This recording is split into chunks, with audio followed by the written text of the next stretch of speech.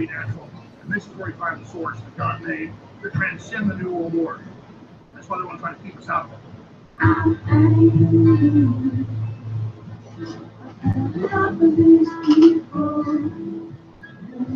Fisherman storm, there were giant dead back, sleeping babies alive, selling that body. The morning, you know, like I go out against this storm.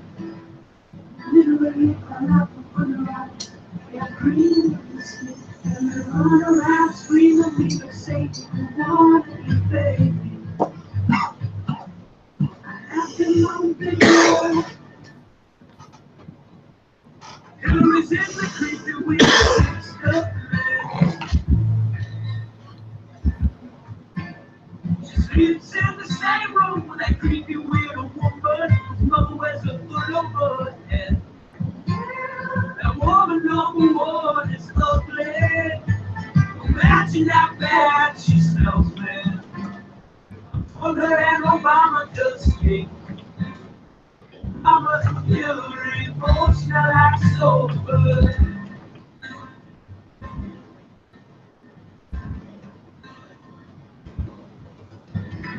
In the room, playing fire, and the dolphins wobbling around from natural birds. Feel it close to the people, and I feel it go high, high, high. We're such self-centered that we don't even notice, and it's rising up against us. Billions of burning people, very worst I've been. I'm so tense. Gonna stare your daughter at the home. Gonna stare your wild girl son. Gonna stab you with a butcher knife. Then the police chief is gonna say, we love our Somalis, we love our Muslims. Oh, they're so good. Oh, they're so sweet.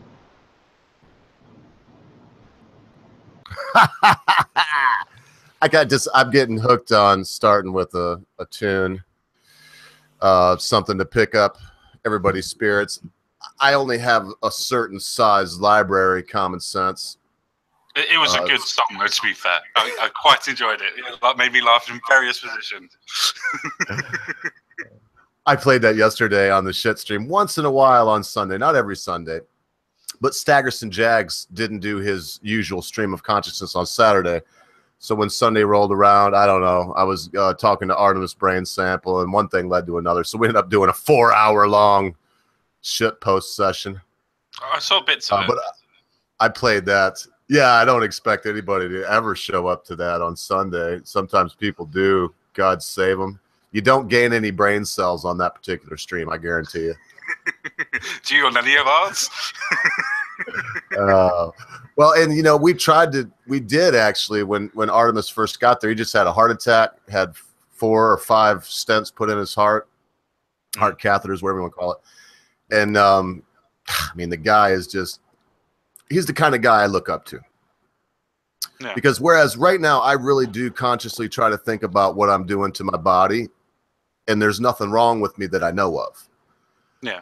But I do respect a guy. This is his second heart attack. He's not even 50 years old.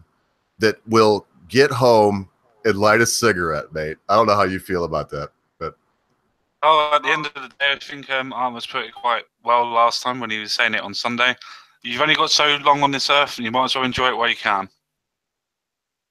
Because at the end of the day, you're either going to die by getting run over by a bus, or you're going to die from something else. As long as you're doing what you're happy with doing, just do it. To hell with the rest. Just do what makes you happy. As long as it doesn't hurt no one, just do what makes you happy. Yeah, I have a hard time arguing with that. In fact, again, I don't want to like mow over the same old lawn, because we're going to talk about North Korea. We're going to talk about this idea of sanctuary cities in our country. I'm kind of going to prod you and see if that idea is, if anything like that happens over there in England. But I do have a certain respect for someone, and I don't want to say that I lose respect for somebody that gets a heart attack or some cancer and they survive it, and then like on the, is when they find out about it, they're like, oh, save me, great spaghetti monster in the sky. And I'm a Christian, that's why I choose to say it that way. But save me, whatever that I've never believed in my whole life, and I'll change everything. I don't know about you, but I lose a little notch of respect. And then when someone is, has 2 heart attacks, comes home, wants their cigarette and their cold beer, and his reasoning for slowing down on beer has nothing to do with health, it's because his money. I mean, I gain respect for somebody like that. Yeah, I mean, I can pretty much the same sort of kettle of fish, really. I would have more respect for, obviously, the gentleman coming back home and then smoking up another pipe or a cigarette or whatever, and then having a couple of beers. But at the same time, I wouldn't lose any self-respect for a person that's come home and gone, I need to change. At the same time, as I said, you need to do what makes you happy. If you've had a scare and then you decide that you're going to cut yourself down, fair enough. That's your choice. You've lived a little. You've diced with death, so to speak. So I can sort of see it from both points of view on that point. But at the same time, as you said, somebody that just doesn't give an F and just carries on doing what they want to do, you've got to give them props for that. You really do. Yeah, you have to look at that as the, I don't want, manly thing to do. Screw it. I was being so politically correct yesterday. I realized that I've gotten, I don't know about, how old are you again? You're very young, aren't you? No. I'm just turned 30. Okay, well, that's not very young. I thought that for some reason I was just brain scrambled. I don't know if I ever asked your age. For some reason I thought you were like more like Tigerson's age, like 22, 23. I wish. Yeah, so that blows to hell pretty much what I was going to say. we Do you can follow pretend. our news at all? Sorry, mate? Oh, what was you going to say? My grandpa was said when you forgot what you were going to say, it was probably going to be a lie. But do you follow our politics very much over here? I do and I don't. It depends if I think that it's going to affect us. As if it's something to do with SJW stuff in America, normally it follows over here about a month, 2 months afterwards. So I try to keep ahead of the trend, so to speak, so I can start speaking about it before it gets here. Well, I just noticed this right here. I'm seeing me move me to a reasonable spot here. I don't know, man. Something happened to the screen where this should be larger, but it isn't. You can still see it. Hopefully, is that in the field of vision? Anyway, it says right here, spurred by Trump, states battle sanctuary cities. I'll read a little bit of this, but right off the bat, it lets you know that spurred by Trump. I don't know if they're trying to say that in a good or a bad way, or if they're just doing what they're supposed to do, which is give you the news, which, you hardly ever see that comments this guy. Depends on which news outlet that it's from. NBC. Yeah, in other words, then it's going to be racist Trump's spurs on battle against racism. So it says it's the states versus their cities. The issue is illegal immigration.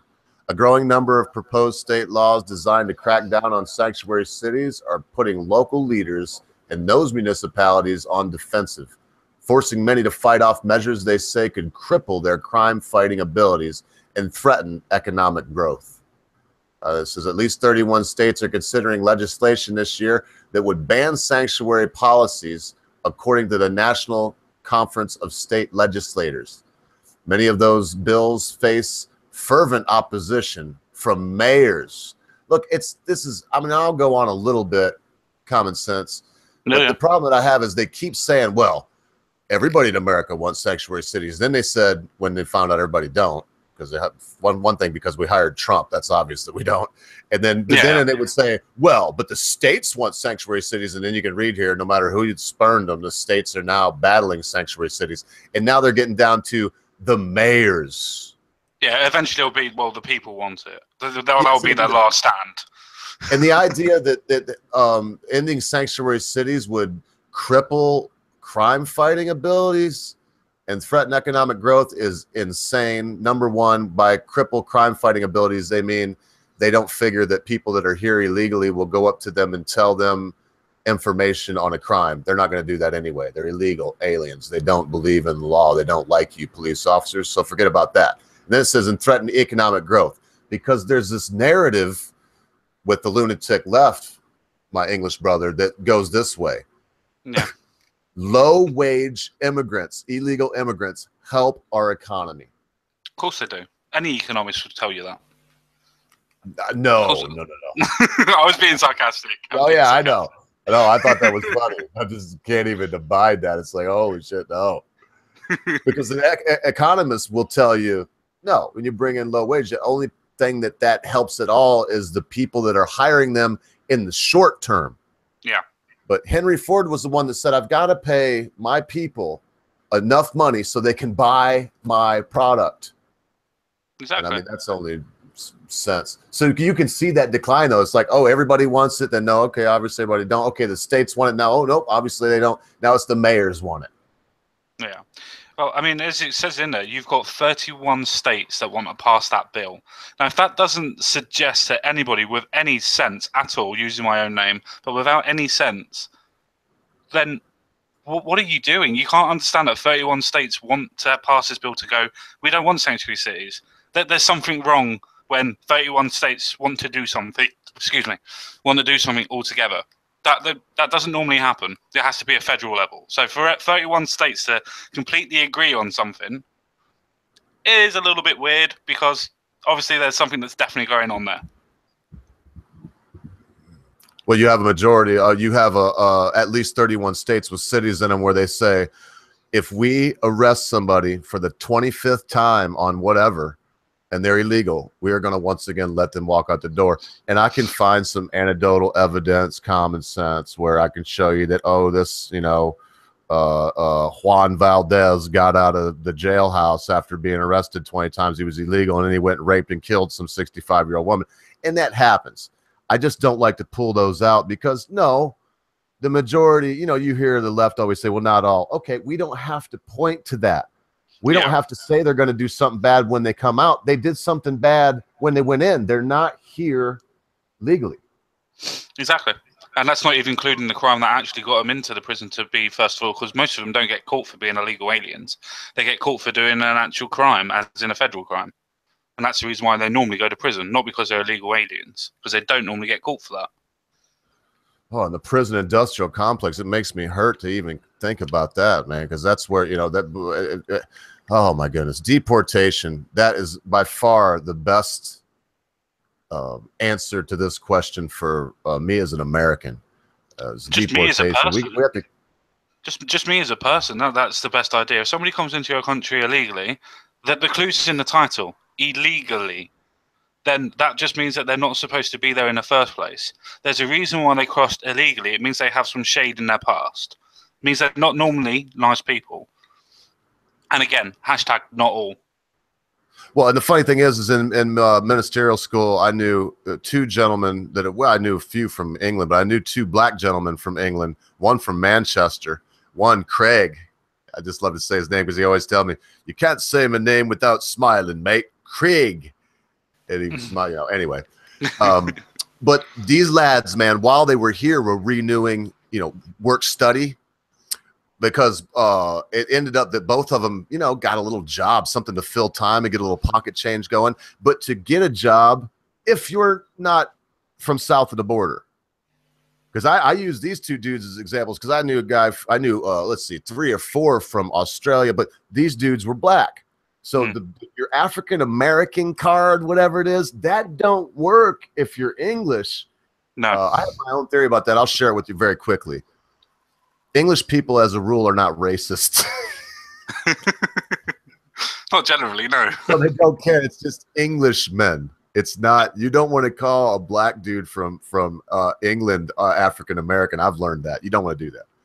Or just a black Englishman. We're English. Yeah, you don't want to qualify the race. Or in fact, that goes with your daggone Muslims, your Chinese. I mean, I've seen all kinds of people that when they open their mouths sound like an Englishman.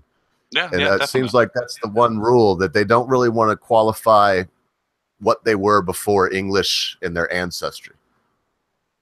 Yeah, no, they don't. Apart from the radicals, obviously, on the Muslim side, where normally they're around about 3rd generation now. I think there was a study done, and around about 3rd generation, they think that they've lost touch with their family that are in either Syria or places of that description, and that's the reason why some of them get radicalized.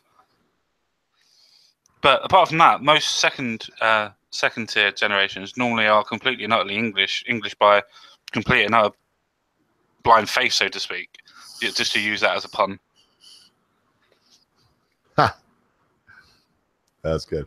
Well, I guess I'll read a little bit more of this and we'll beat it up because I got to know if this happens in your country. I still haven't even asked you. We'll find out. Okay, say so. The National Conference of State Legislators, blah blah blah. Many of these bills face fervent opponent from the mayors and other officials of progressive, I like to say regressive cities. The battle unfolding between state and city lawmakers is largely the result of a broader national question that President Donald Trump has made front and center. How should the government deal with legal? It doesn't say legal. This is so sneaky that they would do that, but let's just leave that out and say, how would the government deal with illegal immigration? Quote, our current immigration laws are outdated and dysfunctional, end quote. And that has resulted in states and cities trying to address immigration issues in competing ways, says, you can see this person's name right here. This person said that.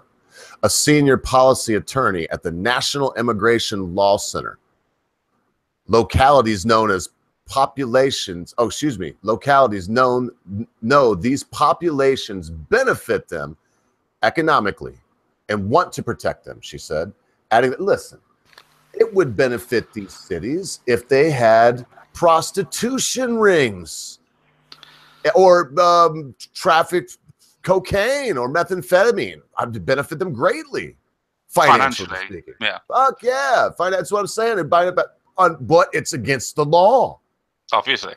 The only thing I'd say to that little point is citation needed. Where's the proof to say that that is economically beneficial? Because there's no proof that's ever been produced whatsoever.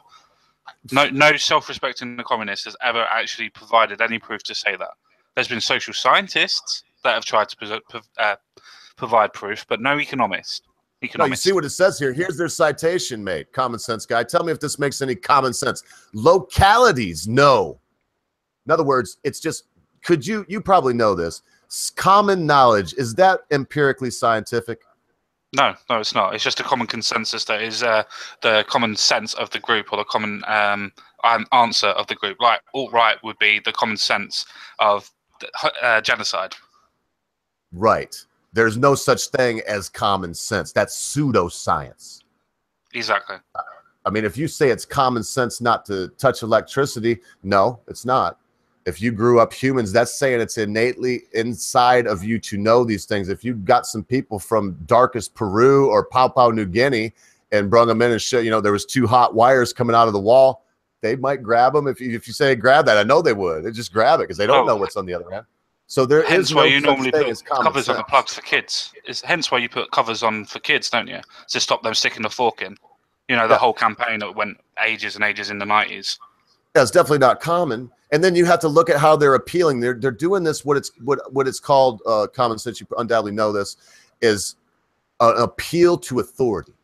Because they started out saying, well, everybody wanted it, then the states wanted it, now the mayors want it, and it will hobble law enforcement. Yeah, it's like what they said up there. They've instead of actually providing any facts, they've tried to grab your morality by saying the progressive people, and it's just like, okay, well, if it was progressive, then most people would want to do it, and there wouldn't be 31 states that are billing against it. Just saying. Yeah, well, I mean, I probably will read a little bit more of this. We'll biff and baff around. The British is going to show up, everybody. Don't leave quite yet. I know y'all just tolerate the common sense guy in me because you can't wait to have the Britisher come by, and he's so cool. His memes are so much better than everybody's, but he'll be here. Just relax. I still have a problem with this entire argument. I didn't really look until you said look and see who it was. I skimmed through this earlier today, but it's NBC News, so you can see a definite bias in this. Oh, definitely. I just want you especially by the writing, you can tell that by progressive, the moral outrage and just trying to grab your moral strings by trying to pull you in and go, oh yeah, it is wrong. No, the clue's in the title. It's illegal immigration, and they want to reform illegal immigration. Clues in the name, illegal. Okay, I just said I'm getting it. Yeah, right. I'm getting hurried along over. So here we go. So the localities know these populations benefit them economically, want to protect them, blah, blah, blah, blah, blah. She said that adding that many states tend to think there is some clean and orderly fix like a ban, which is ridiculous. A ban on what? Illegal immigrants? There's already a ban. They're illegal. In Florida, lawmakers considered a bill earlier this year that would punish local officials in cities like Miami for not complying with federal immigration efforts. In other words, it would punish them for breaking the law. In Wisconsin, state lawmakers have proposed similar measures despite resistance from officials in Madison, the capital, where Mayor Paul Solglin, you can see his name right there, that's his name, has reportedly said he won't act as an agent of the federal government when it comes to immigration policy. You know, I bet there's people out there, as we do move it along, but I bet there's people out there, common sense, that would love it if local officials wouldn't move on enforcing federal bans like, oh, I don't know, trafficking illegal non-USDA meat. Yeah. Or, I mean, you name it. You name the crime. I bet there are tons of people that are in federal prison right now for something mundane like I know the guy. Weed offences. Weed offences, because it's not legal everywhere, is it? So weed offences, you still go to prison in some states for weed. I'm guessing, don't they? Well, I'm trying to keep it off of something like that. There was a guy that went to prison for something like 8 years because he didn't have his crabs in a plastic bag before they were put in a box, the way he'd shipped them forever. And he didn't know there was this arcane little thing in the commerce law. And because they wanted to get rid of him for whatever, they got him for that. And I'm sure that he would have loved it if they would have stepped in and said, just like they're trying to do with this, which people that are breaking the law, and say, yeah, man, no, we're not going to press that. Oh, thank God the Britishers here. Everybody can now be happy. that sounds dire. You know, I'm 20 minutes late, and the ogre turns into a pirate. Well, I've been canning all day. Look, I actually waited for you to show up, mate. This is a quart jar of squash. It's basically it's squash and onions, and then you know, in the canning mixture is white vinegar, sugar, salt, canning spice, pickling spice, which is just like I mean, I can't. It's cloves and cinnamon and all kinds of good stuff in that. I think there's actually some mustard seed in that, and then and that's it. I mean, you slice them thin, layer them up. Look, if I do this, oh Lord, I know, here it comes. Mercer's going to say something to the effect of, "This is uninteresting, ogre," but that's what I've been doing. Moving so on. I left my canning hat on. You see them spices in there, Brett? Yes, one can actually see something floating about. I'm assuming those are the cloves. Yeah, there's cloves in there. There's some crushed red pepper. Yeah, the big balls there, though. The big balls, the big black balls are cloves. Anyway, that made it more interesting, the big black balls. So I can see from the topic that is mentioned on the top of the screen there, it says sanctuary cities. Oh, yeah, we were right in the middle of something. So welcome anyway, British. I'm just glad that you showed up. Hello there. I'm still feeling just, man, I hope you're getting better. You'll tell me the day that you're 100%, right? And so I know that I can pretty much. Still not there. No. So I'm still working my way up that hill. Found myself having breakfast this morning and being a little nauseous, and I don't know. I don't want to go into it. Nobody cares how I feel. It's one of the reasons I was so whiny yesterday when I was telling you about how many attempts it had taken me to get the week that was recorded. Because the amount of times I started coughing or had to clear my throat or whatever, just due to this gunk that I've still got in my throat, are innumerable. So yes, it took a long time to record 37 minutes, because that's only the net amount that people then eventually get to hear. So I think that's I a big hour. project. That's a giant project anyway. And I'll say this in your defense for whining. I mean, Brisher, in all honesty, how many people do you even talk to you about your woes? And I wouldn't call it whining. You said like 2 things about this is a bitch, but you don't have like 50 people that come and pat you on the back and tell you you're going to make it every day, right? No, there isn't really that. No, it's no. Making YouTube clips isn't really that sort of phenomenon. No, it's you against the machine. Yes. Maybe we'll even wind it up, because I think you've seen, if you got a chance to look at the show map now that you're here, I want to get into the week that was. and maybe we can even talk about these algorithms. So we were, just to break it down really quick, this is a very horrible appeal by NBC News. It's spurred by Trump. The states battle sanctuary cities. And then they say that, because before we were told that everybody wanted sanctuary cities. Then when they found out they didn't by voting in Trump, they said, okay, no, everybody don't want it, but the states want it. Now they're finding out that 31 states are considering legislation not to have sanctuary cities. So now they can't say most of the states even. So they're saying, oh, but the mayors want it, Brett. You see, they keep appealing. Aren't those 31 states who say they don't want it, aren't those really not won't those be the Republican states? Won't those be the ones who basically won't have sanctuary cities in them in the first place? Well, no, I don't think so. When we're talking sanctuary cities, we're talking places like California, aren't we? Well, Britisher, if that was the case, then I'm going to guarantee you that NBC here would have put that these, the names of the states or mentioned that. But no, I'm going to guess that these are probably Connecticut, your Connecticut's and your New York cities, because they're talking about Florida, which Trump won Florida, but Florida's pretty blue, especially the cities. So anyway, I don't really know that. I don't know the answer to that, but I would say if you're fact 31, they can't all be red.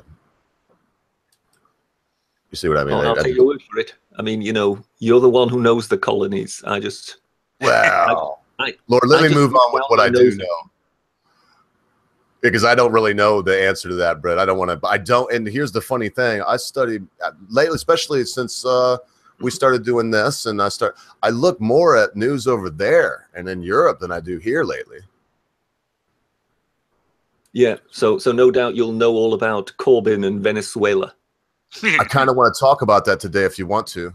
No problem. Yeah, all right. Well, let's blister through this. Here's the thing. Let me just forget about the rest of this article. If y'all want to read it, I'll shoot a link out there, man. I mean, you can take the whatever time that you want to and read that article on your own. In England, do they have something equivalent to this where the government says no, but then a city says, eh? No, they don't have anything like that. I think it's fair to say, isn't it, common sense, that we don't have any kind of cities who set themselves up to defy the government.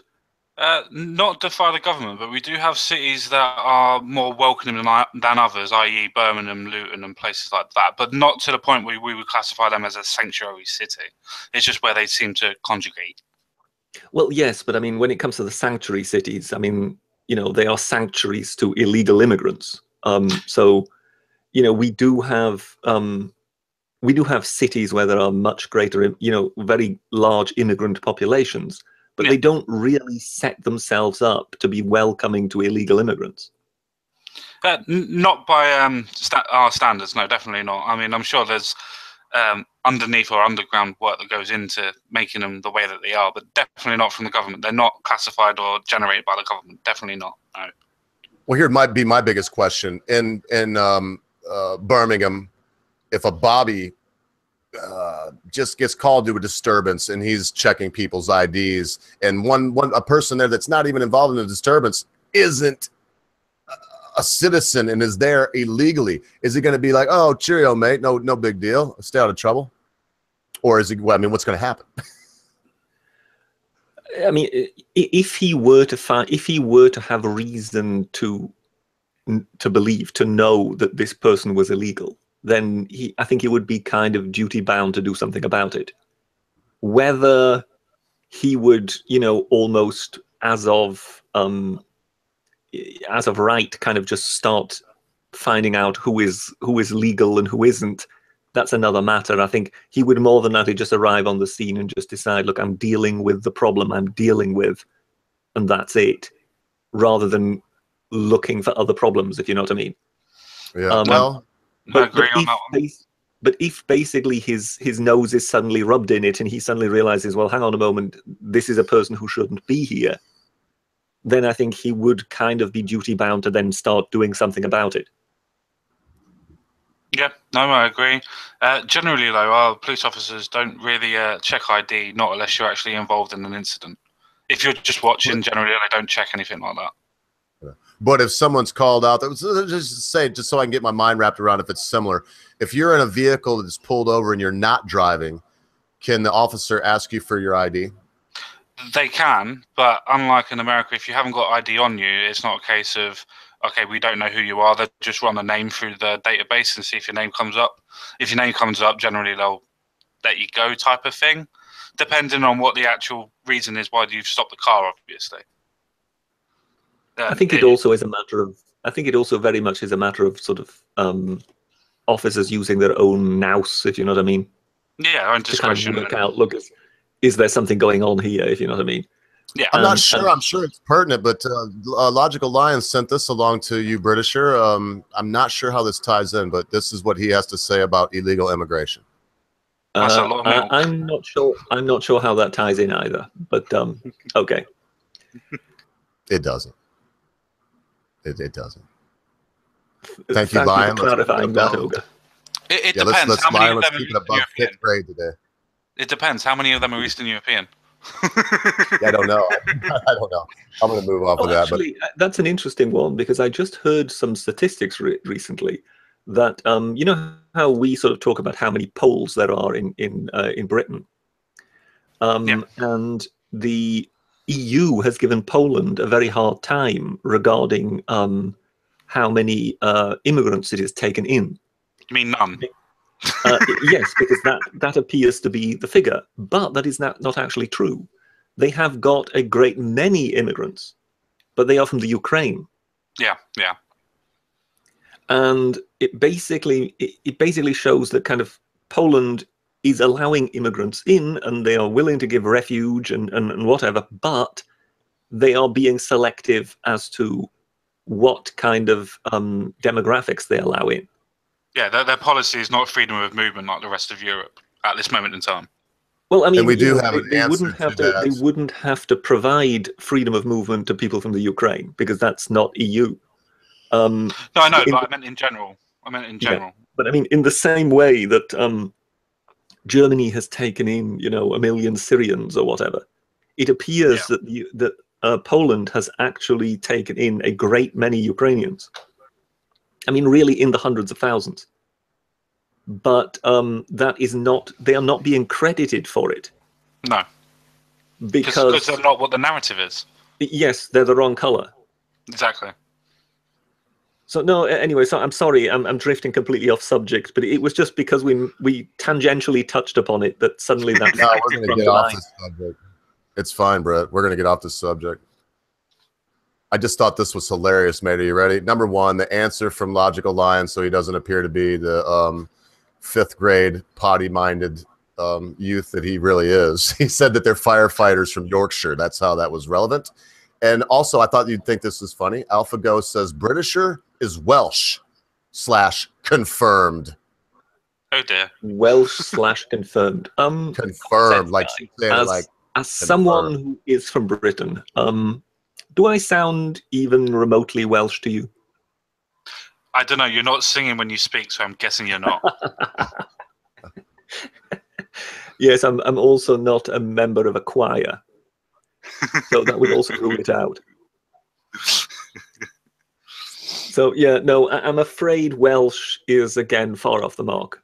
But, yeah, given that it's confirmed, I guess all my protests are completely in vain, aren't they? They are indeed, sir. That you are confirmed Welsh. I am now just Welsh, yes.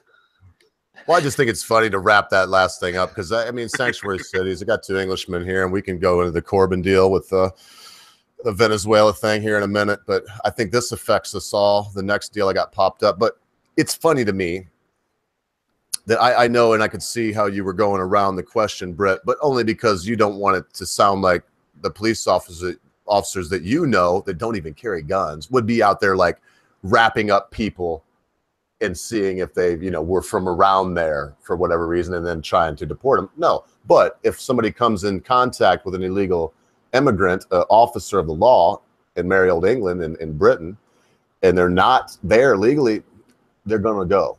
They're going to leave.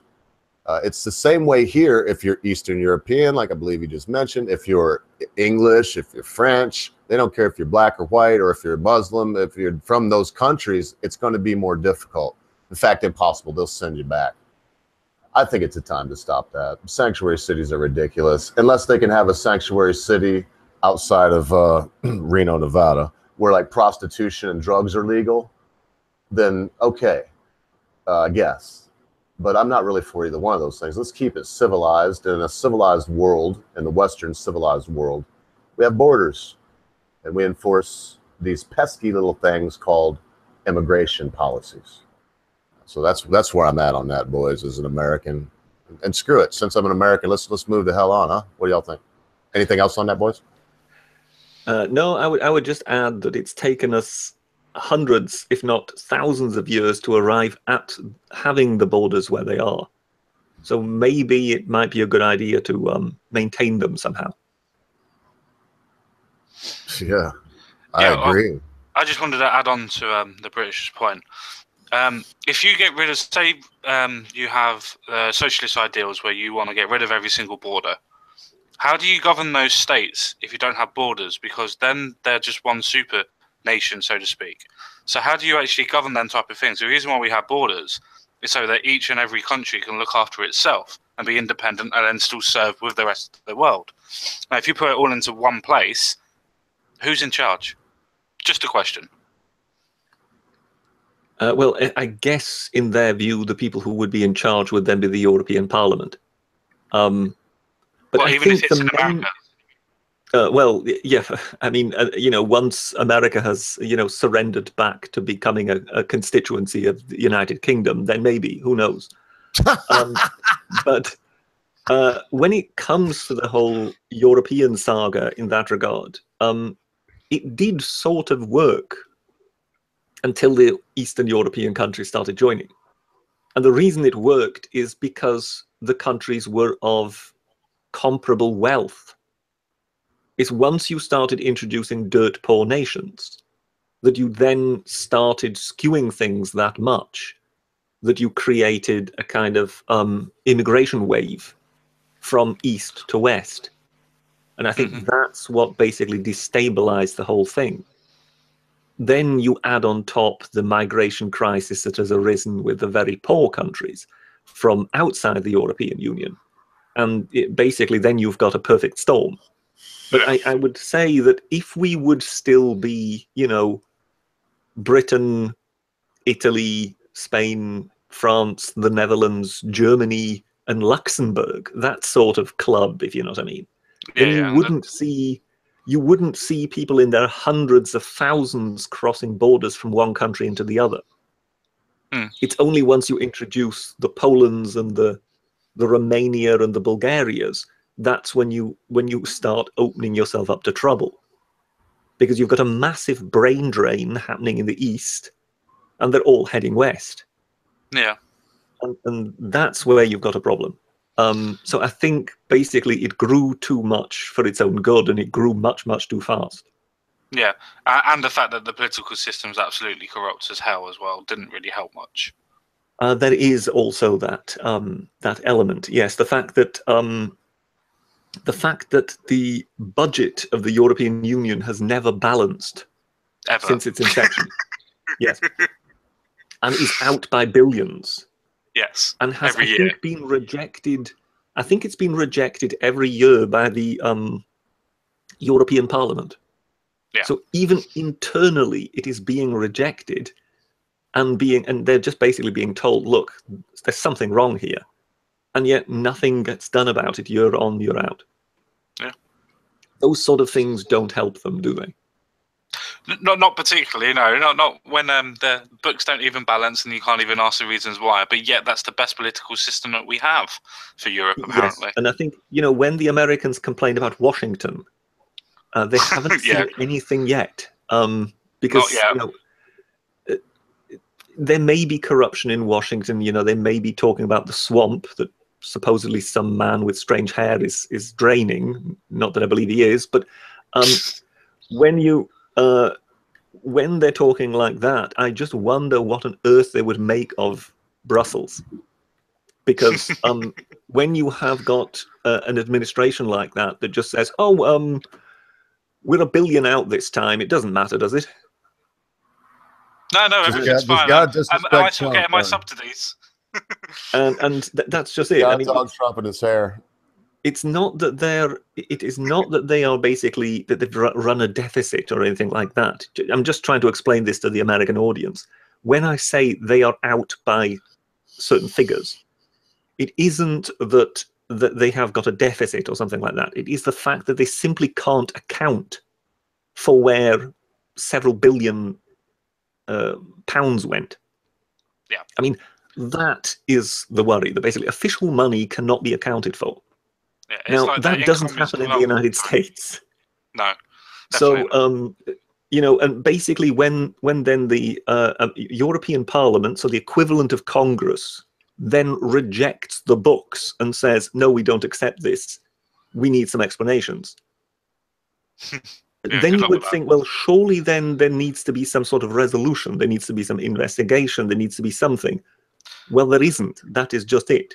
Well, there is, Richard. There is. It's just that the investigation is always run by the European Courts of Supreme Justice, and guess who runs that? Oh, right, that's the actual Parliament. So guess where that's going? Nowhere. It never goes anywhere. There is no resolution ever to it.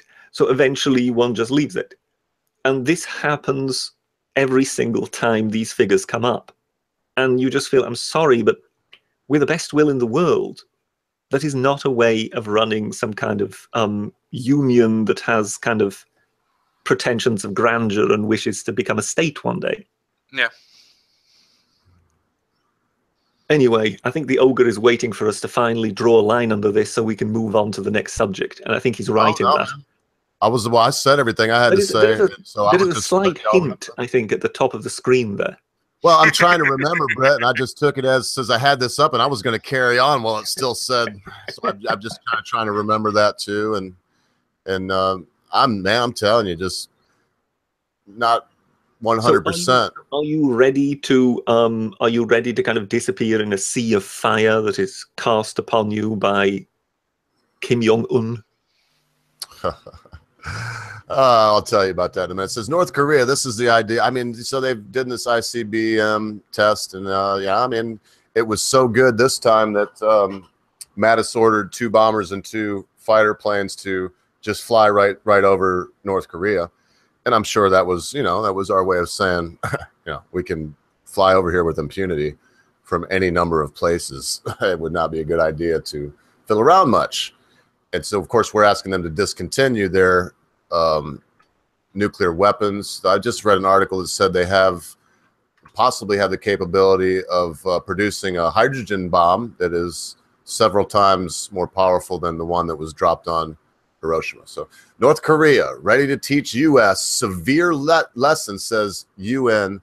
And then they also say UN abused its authority. And so in Manila, August 7th, Reuters is saying North Korea is ready to give the United States a severe lesson with its strategic nuclear force if it takes military action against it, and will not put its nuclear program or missiles on the negotiation table. It said in a statement to a regional meeting on Monday. In a transcript of statements by the Foreign Minister R.I. Young-ho, which was distributed to media in Manila, Pyongyang called new UN sanctions fabricated and warned there would be strong follow-up measures, quote, and acts of justice. It said the resolution showed the United Nations had abused its authority. I mean, it says a couple more things. This is pretty short, so let me just read it all here and we can talk about it. It says its intercontinental ballistic missile tests in July proved that the entire United States was in firing range, and those missiles were a legitimate means of self-defense. It was not immediately clear whether the statement was read to the ASEAN regional forum on Monday. And then it just says reporting as this person. That's one thing I like about Reuters. They do seem to be more news. They're quick and to the point. So North Korea, so I can be quick and to the point and then let you boys say what you got to say about this, is basically saying not up for negotiation. We have nuclear weapons. We have hydrogen weapons that we're testing and that we're developing. We have ICBMs, apparently that can reach New York City. And look how I shake in fear when I say that, boys. I want to point that out. If that even got into our airspace, I would be stunned. I would be shocked. They don't have a missile, I believe, that can be shot into our airspace. Anyway, But they're saying that they do have one that could make it here if it wasn't shot down over the ocean somewhere, and that it would cause, and that they're not going to negotiate. And now they're using this language of, well, how they put it? They have their way of saying things, don't they? They said that there would be strong follow-up measures and acts of justice, because remember, they're still at war. There was an armistice signed, a ceasefire, but they're never said that they're not at war. They still, I mean, everybody probably knows that. So I don't know, boys. What should I think about North Korea? I'm nonplussed, but I mean, should I be terrified? What should we do? What's going to happen? Well, I think when it comes, I mean, first off, I think if they have ICBMs that can reach the United States, it would be very difficult to shoot them down, because the way they work is they leave the atmosphere. So basically, they go almost vertically up, and then they basically find their way in space, you know, over to your place, and then they drop into the atmosphere and come down almost vertically. So particularly when they're in the descent, they reach tremendous speeds, making it very, very hard to shoot them down. So it would be difficult. I mean, at the moment, we don't think the North Koreans have a nuclear warhead which they can actually fit onto a missile. So even if they had the missile that could reach the United States, and at the moment, I think it's debatable. They may be able to reach some of the United States. I mean, you know, Alaska, that kind of thing. But whether they could really sort of hit New York if they wanted to, I think that's out of the question at the moment. But we know that they are frantically working on both things, both the missiles and the nuclear weaponry. And we know, in a way, we know they have good reason to. They know full well that the rest of the world, that really includes China, would very much like rid of them. Also, at the same time, you have to understand that the West has given Pyongyang ample reason to want a nuclear bomb. In that same way, we have given countries like Iran reason to want a nuclear bomb. And that is, our behavior is you know, is to a certain extent responsible for that. Because look what happened to Saddam Hussein. He didn't have a nuclear bomb. Look what happened to Gaddafi. He didn't have a nuclear bomb.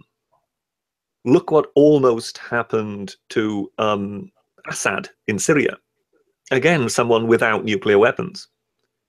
So, to a certain extent, if we sort of delight in toppling regimes if they're not nuclear, then it becomes ever more understandable why certain regimes would then seek nuclear weapons, because they see it as the only insurance to basically keep Western powers from trying to get rid of them. So, you know, don't get me wrong, North Korea is completely balmy. But we have basically shown that if we disapprove of a regime, of a country, we are apt to try and get rid of them, unless they've got nuclear weapons. So in that regard, it's almost as if we are showing them what to do, and they're just simply doing it. And I don't see how any sanctions that we would pass in the United Nations will make the slightest bit of difference to that. Because they will just look at it and go, well, you know, our primary goal, you know, is nuclear weapons. We need to have nuclear weapons, because the moment we have nuclear weapons, they will not touch us. And the moment we have nuclear weapons and we have these missiles and everything, and we could deliver them, then we can arrive at the negotiating table in a position of strength. And that's what I think it must be their game plan. And if 1 million people in their country have to starve to death due to sanctions or something like that, that will be a price they will be willing to pay. I think that's the mentality we're looking at. But I think in that regard, we have to see it as the result of the madness of the North Korean and the North Korean regime, but at the same time, it is also the result of recent history and the example we have set, in which we have kind of almost shown a country like that what the game plan must be. Because they know full well what it will take to ensure themselves against us. And that is exactly what they're striving for. Yeah, I mean, it's no secret that we don't always agree, but I would just want you, for anybody that might have heard what you just said, to explain how, okay, I understand that Gaddafi and the ones that you named, but how is it that, how could it be the West's fault that North Korea is in the state that they're in right now? Because you just linked this directly to wanting nuclear weapons, but I mean, come on, man. How could we take any blame for what's going on in North Korea? We don't have to take any blame for what happens in North Korea when it comes to their, their insanity. That is entirely down to them. But when it comes to their seeking, nuclear weapons, this is nothing to do with their tyranny. It has nothing to do with the way they run their country. That is just what they do, because that's the sort of regime it is. But when it comes to why is this particular regime so obsessed with obtaining nuclear weapons and delivery systems for those nuclear weapons, I mean, it almost, when you look at the news, it seems almost as if they are determined beyond measure to get their hands on technology that will give them nuclear weapons and the ability to deliver them. And then you just have to wonder, well, why would they do that? That is because they themselves realize that they are in an imperiled position. And they know that the one thing that will keep everyone from their door will be if they have nuclear weapons. And that's why they are seeking them. I don't know, man. In this day and age, I don't know if that would... I mean, everybody probably understands that unless theirs are different, most nuclear weapons don't work on an impact basis to explode. They get to a certain destination, and then it tells it to explode. It could be altitude, but most, as far as I know, they're GPS. They go by the coordinates, and then they blow up. So I mean, they got to shoot that stuff over. I mean, everybody's heard of the Iron Wall over there in Israel. They shoot them Scud missiles over left and right. People set up lawn chairs and watch them getting blown out of the sky. 1 in 100 might get through somewhere and blow up in the desert, but rarely. Yes, but they still arrive within the atmosphere. So you basically have still got the entire trajectory to aim at. Whereas with ICBMs, they go up and disappear into space. You no longer have them on radar. You no longer have any contact. They are completely invisible to you. And then they drop back into the atmosphere, but then they are pretty much directly above you and they're coming down vertically. And it's very difficult to defend against that. And the most dangerous thing about a nuclear weapon is not necessarily the explosion, it's the fallout. That's one of the most dangerous parts of the nuclear weapons. And even if that blows up in the atmosphere, the fallout's still going to go down.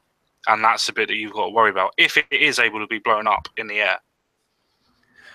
Well, I have a prediction. If you can shoot it out of the air, there's a good chance that the nuclear device might not even detonate.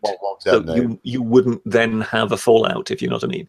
Yeah, there's a very good chance it wouldn't detonate if it was shot out of the sky. But here's my prediction. If Ernst is believing his own rhetoric and he does pull anything like that and shoots a warhead at the United States, I hope he's got his bags packed and has a firm belief in what's going to happen in the afterlife if there is one, because his days are over. Done. I mean, let's just face it. Japan was a much, much larger threat to the United States than, I would say, even Germany in a lot of ways. But Japan was a much larger threat than North Korea. And yes. I would still say Germany was a larger threat than Japan, but Japan definitely was a larger threat than North Korea. There's no doubt about it. But and I honestly believe Japan didn't have a kind of button which it could press and incinerate a city. That I think is the problem. And I think that is also where we might suddenly see something dramatic happen. Because I'm not sure whether the rest of the world is willing to let North Korea have a nuclear weapon. I don't think so. I don't think it's just us. I don't think China wants him to have one. Oh no, I agree. I think the Chinese are sick and tired of him. Yeah. I think they're looking at this kind of horror show going on next to them, and they're just wondering what on earth has possessed them. But until now, China has always been kind of restrained because they saw the benefit of having a buffer between themselves and South Korea. But how long that will still go on, that's another question. Because one just needs to ask oneself, how long will one allow a madman to play around? Yeah, because as Platosphere, whatever the hell, change your name if I don't pronounce it right, pointed out that, let's just say, for sake of argument, one did go up, come down, and exploded in the stratosphere. That produces a gigantic EMP. That would really hurt us here if an EMP went off. It would really set things back. It would be a different world overnight. In fact, none of my vehicles would run if the EMP went off. They all have a computer in them. Yeah, most vehicles nowadays do. I mean, even everything has a microchip in it nowadays, including the tellies and all sorts of stuff like that. Even the most basic things like torches sometimes have bloody chips in and that nowadays. So do phones and everything else like that. So yeah, I mean, unfortunately, it's just a case of if the EMP did go off anywhere, not alone just in the US, but anywhere, we'd get sent back to the Stone Age because you're going to lose all your electricity, to be able to produce electricity and everything else like that. You're going to lose your water. What's going to happen to the dams because there's no more power coming through that? And is that regulated by the actual electricity to flow where everything is, or is the water just going to come straight through? What's the safety procedures for the dams on that? And that's just two things that I've just picked up. What about airplanes that are already in the sky? What about the military and things like that? What about your other missiles that are in the silos and things like that? What happens to them? I know that if they're not armed, they're not going to blow up necessarily. But is there something that could happen with that? An electronic surge? What's going to happen? Because there will be electronic surges with an EMP as well. There won't just be a blackout. I would like to think that the missiles are on some kind of defense against that, lined in the silos or whatever, and maybe it wouldn't affect them. And MC is saying that it couldn't happen in the stratosphere, that it would have to be an explosion relatively close. It couldn't be in space. Well, and in the stratosphere, which is kind of the in between space and the Earth. If you believe in that kind of thing, some people think the Earth is flat, that there's no such thing as space. So, some people, yes, not all. Not all. Yeah, some very few eccentric people. Yeah, yes, like exactly, the ogre. Yeah. So let me put it to you, gentlemen, this way, because look, to me, when I think of North Korea and what's going on, I know it's a different scenario, but my mind goes back to the 80s, man. I was an 80s child, and duck and cover was still a thing when 1984, when I was 10 years old, and we had drills in our school for nuclear drills. We had like tornado drills. We had the nuclear drills. We all went in the hallway and put our biggest textbook over our head and kissed our asses goodbye. We would be making sounds like that too, like, because we were all kissing our ass goodbye. But even though we were laughing and joking, because us Americans are much like you English, we like to joke in the face of, wow, we're doing this because someone may blow us up. It never came to fruition. So when I see this, I mean, is this coming to a head? Or am I right in thinking that this is just another way for our government and other governments to justify the military-industrial complex and spending all this bloody money? It could well be, to be honest, because, I mean, North Korea's been sanctioned since 2006, obviously, by the United Nations and Japan and places like that. And then further on, it's been sanctioned by other people as well. So, as British touched on before, it seems that, to put it into a perspective, if you, as in the US, didn't have nuclear weapons and everybody else did, what would be your first thing as a military point, a military strategic idea? What would it be? It would be to get nuclear weapons so you could defend yourself. That would be your first and only point. If you've got nuclear weapons pointed at you, you need to point them back. It's the reason why we have a nuclear deterrent. Because if we didn't have the deterrent, why do we have nuclear weapons? Just to balance things out. I mean, I think, the question in that regard, when I mentioned Gaddafi and Saddam Hussein and Assad, I mean, do you think we would have messed with any of them if they had had nuclear weapons? Hell no. Hell The no, answer we is wouldn't. clearly no. We would have stayed well away, and that is precise. That's the ultimate lesson that we have basically taught the North Korean government, and that is also why the Iranians are so extremely interested in nuclear technology, because they, they are not like Saudi Arabia. They don't have a big nuclear buddy who is their pal. So they feel extremely exposed.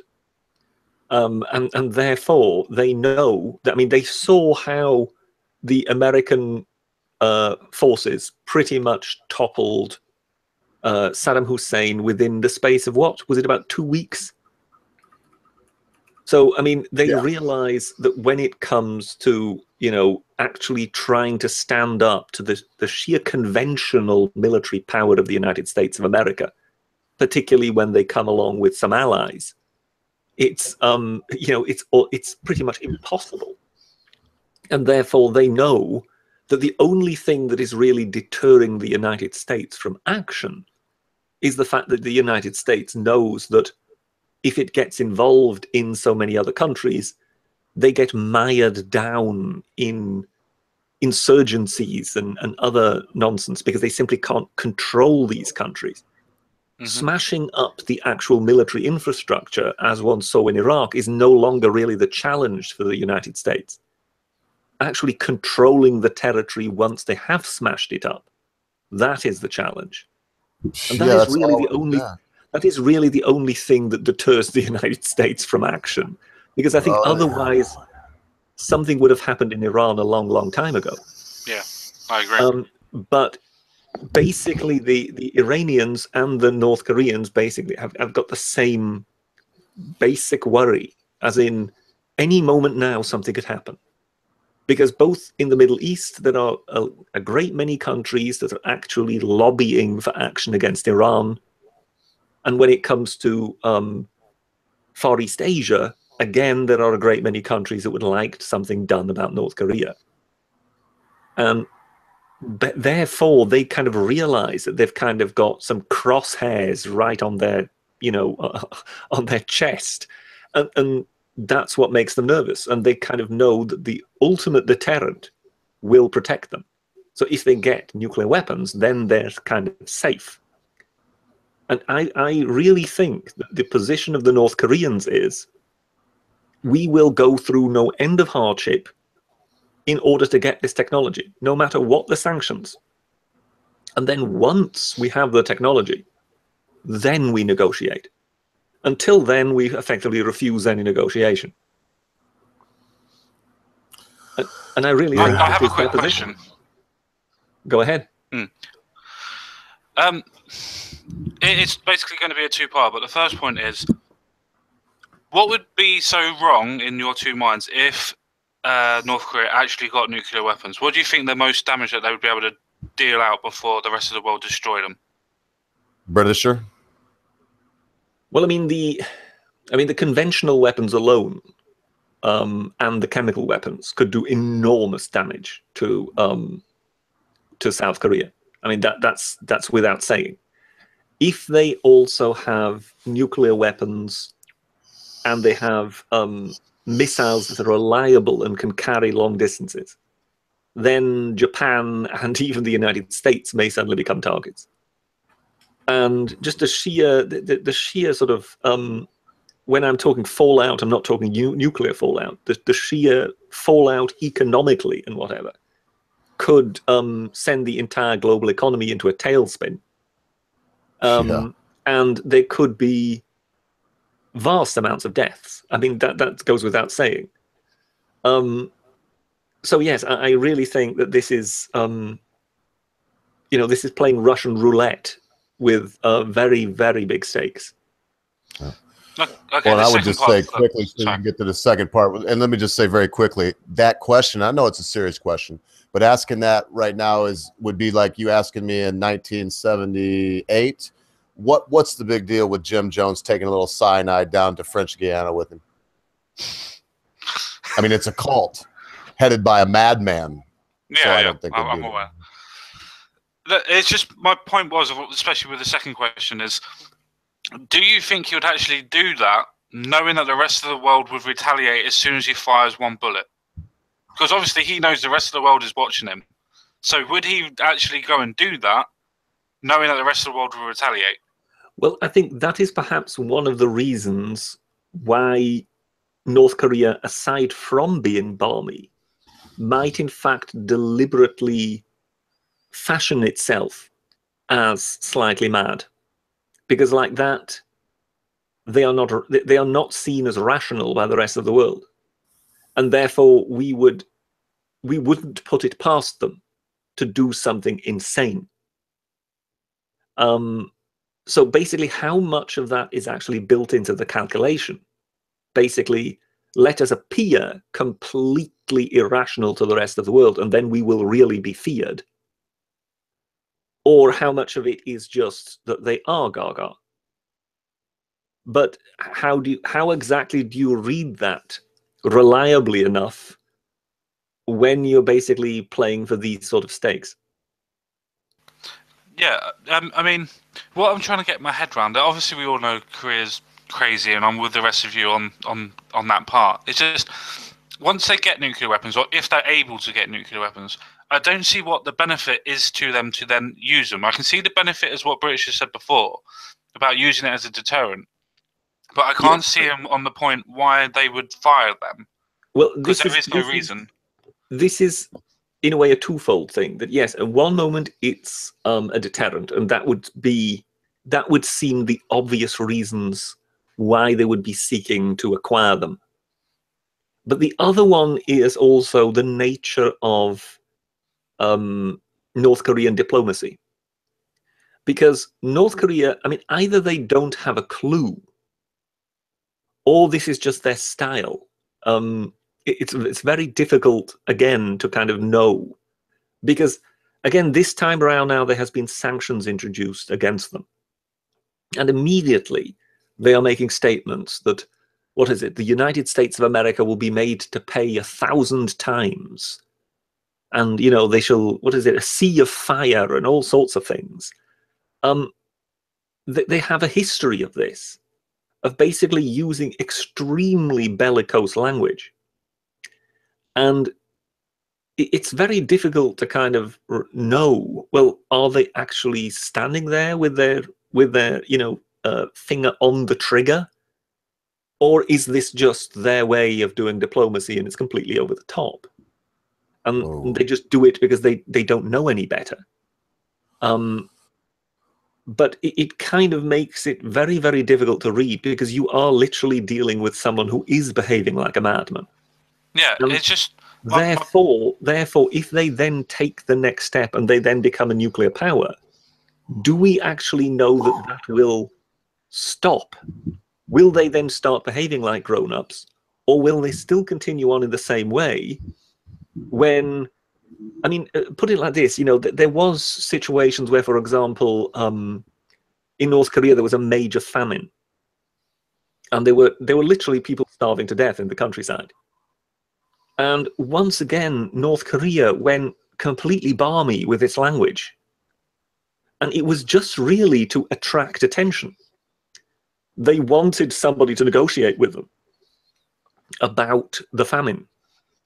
But it wasn't kind of, folks, perhaps we need to sort something out. It was a matter of, you know, the North Korean People's Republic shall strike at the world, and it shall rain fire and whatever. And you really, it's kind of difficult to know how insane they really are. And therefore, one is rather nervous when one then hears that a country like that is seeking to acquire nuclear weapons, because you just wonder, will their behavior in any way moderate once they have those nuclear weapons? Or will they just continue on as before? Because if they continue on as before, that is absolutely unacceptable. We cannot have a nuclear power that behaves in that way. That once it wants something, or it thinks it needs help on some issue, suddenly starts threatening the entire world and waves its nuclear weapons about. That will simply not do. That basically the moment you acquire nuclear weapons, your behavior needs to change. I mean, even Pakistan and India seem to have managed that to a certain extent. But the question of whether North Korea can do that, that is where everybody is rather unsure, and that's what makes everyone so nervous. No, I get that. It's just I don't see what the benefits for them would be to target somebody and use a nuclear weapon. Because as both of you alluded onto, if they were to fire it, it would reduce the whole world's economy and everything else like that, as well as decimating their own country. So even though he is completely mad, there must be a logical side to him that goes, well, if I do this, there's going to be a reaction. Because otherwise, even if he's got all the generals around him, at least one of them's going to pick that up. Well, this is just it. Put it like this. If you have 100 nuclear warheads and you fire one missile, are you basically blowing something up in order to hurt your opponent and then go, oh, but don't you dare because I've got 99 more? Do you understand what I mean? I do, because then it's like what you would call a counter-strike. You'd strike to stop them and vice versa. But I still don't see the benefit to the North Koreans as using the actual nuclear weapons. Apart from the madman issue, I still don't see what the benefit would be at all for them to use one. As such, when it comes to the nuclear deterrent, I mean, it's in that regard, it's an old story that it is the weapon that nobody can use, because the moment you use it, you get annihilated, because that is the automatic response to anybody using nuclear weapons. The simple question is, what happens if a madman has nuclear weapons? That's the other issue. That is the issue that so far has never really been tested. I mean, okay, yes, people like Stalin and whatever could have been called mad, yes, but clearly when it comes to Russia, there was a rational structure to it. But when you see them grieving on command in North Korea, and goose-stepping past like no country ever before, when you hear that the divine leader of North Korea doesn't actually go to the toilet, when you hear things like that, you do begin to kind of wonder, to what extent are these people still living within reality? And that's the main worry. I mean, history tells us that people are capable, particularly when it comes to warfare, of doing the most irrational things possible. I mean, look at how many countries and tribes over time attacked the British Empire. And you would have just thought, if they would have just asked someone for a world map and then looked at it, they might have thought twice. And the same thing happened to the Romans. I mean, here was more than likely just about the most efficient and powerful military power of all times. And time again, people decided to declare war on them. I mean, this surprises many, but the main reason for the expansion of the Roman Empire was not their attacking others. It was others attacking them. And they're then just simply taking over the territory of the people who had attacked them. Yeah, but in that case, there's a point of reason, several hundred years, somebody might learn and just think, maybe this doesn't work. Yeah, but in that point of view, it's possible for madmen to kind of do mad things. No, I understand that. I understand your point. It's just, when you were given the point to say for, i.e. the Roman Empire, they were seeing that the next territory to them was being taken over by the Romans and so on and so forth. So they felt that they had to defend themselves. In a situation with North Korea, nobody's trying to take over North Korea. So I don't see how the correlation would be. Sorry? Are you sure about that? I think if one could, one would take over North Korea tomorrow. Yeah, there's a possibility to do that so we could change the leader. I do understand. I understand on that point. But I mean, in general, if he was to quieten down and everything else like that, then people would probably leave him alone.